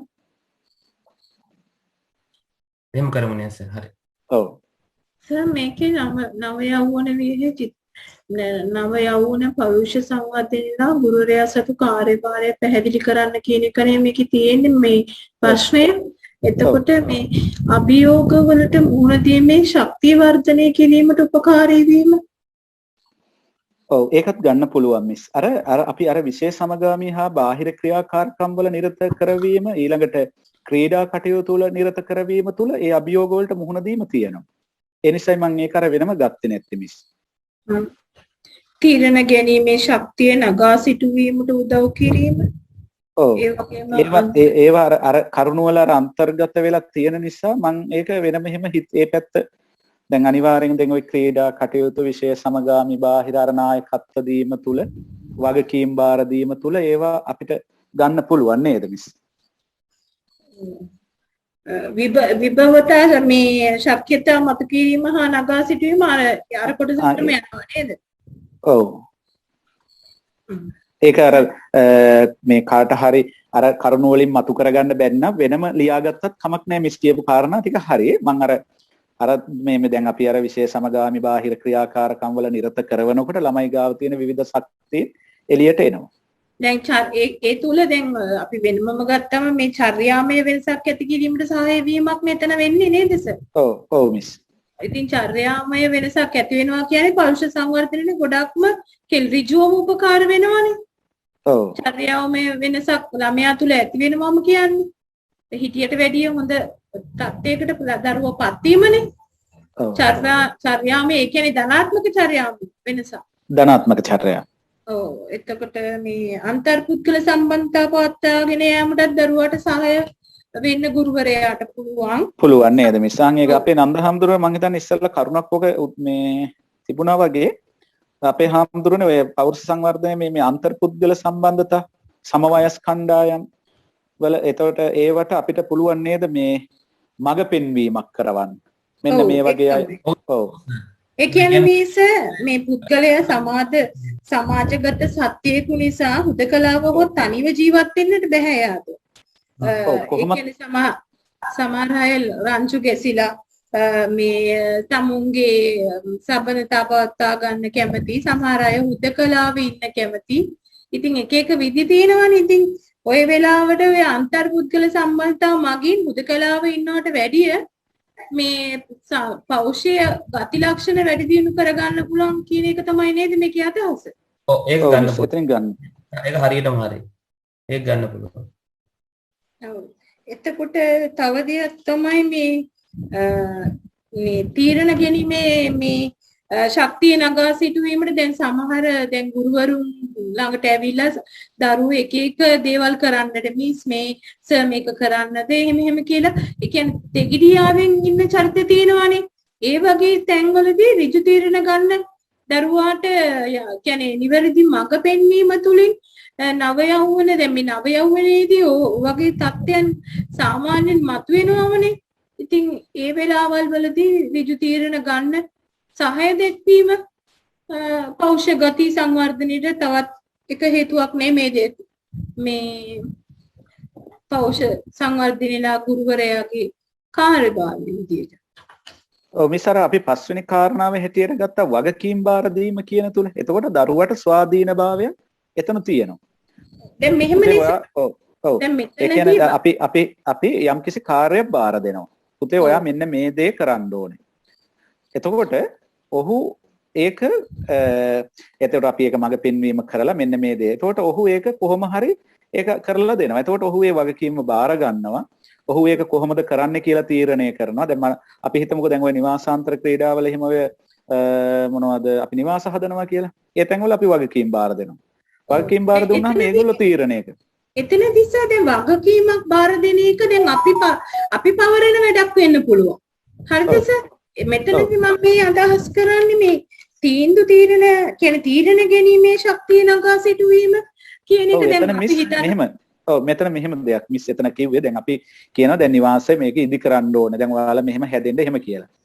ඒ තැන්වල මිස් ළමයි තීරණය දැන් මිස් කියන එක මට පැහැදිලි. එතකොට ළමයාම හිතලා ඊට පස්සේ අපි කියන්නේ මොකද්ද හදන්න ඕනේ කියලා අපි කියන්නේ. ළමයි තමයි තීරණය කරන්නේ. ඒගොල්ලෝ තමයි තීරණය කරන්නේ. නිවාසය මොකද්ද හදන්නේ? ආකෘතිය මොකද්ද? කොහොමද හදන්නේ? මොනවද ඒකට යොදාගන්නේ? එතකොට එතකොට තමයි අපි මැදිහත් වෙන්නේ ඉන් පස්සේ ඒකේ තියෙන හරි වැරදි හෝ අඩුපාඩු ටික පෙන්නලා දෙන්න. ඔව් දැන් එතනදී තව දෙයක් වෙනවා නේද? දැන් එතනදී දැන් එයා ගන්න තීරණ මේ ඍජුවම එයා පෞද්ගලිකව එයාට බලපාන්නේ නැහැ උතන.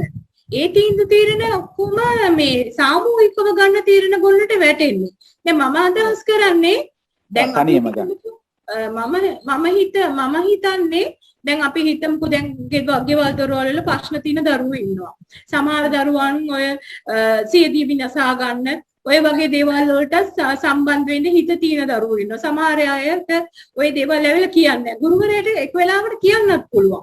ඉතින් ඔය වගේ අවස්ථාවල ඍජු තීරණ ගන්න මේ ඔහොම නෙමෙයි මේ මාර්ගෙන් ඔයා හිතලා මේ විදිහට තීන්දුවක් ගත්තොත් ඔයාගේ ජීවිතේ මේ විදිහට යහපත් වෙන්න පුළුවන්. මේ වගේ තීරණ ගත්තොත් අනාගතයේදී මේ කියන්නේ අර වැරදි තීරණය ඍණාත්මක තීරණය එයාගෙන් අහෝසි කරලා ධනාත්මක තීරණයක් සඳහා මඟ පෙන්වන්න පුළුවන් නේද? ඒ වගේ ඒක පෞද්ගලිකව දරුවට බලපානවා නේද?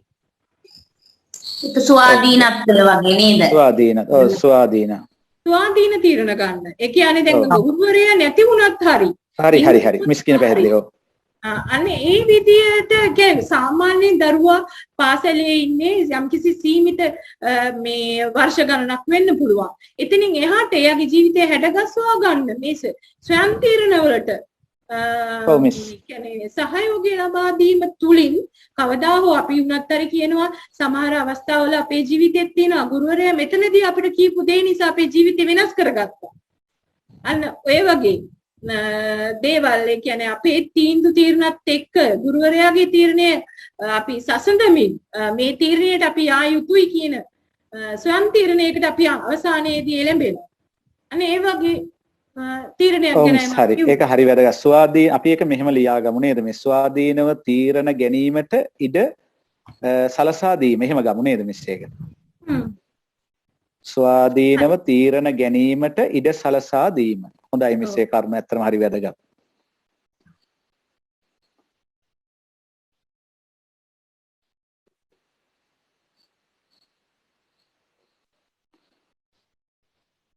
ඊට පස්සේ අපේ හාමුදුරුවෝ යන්ද අපි 2012 ප්‍රශ්නෙට 2000 මොකද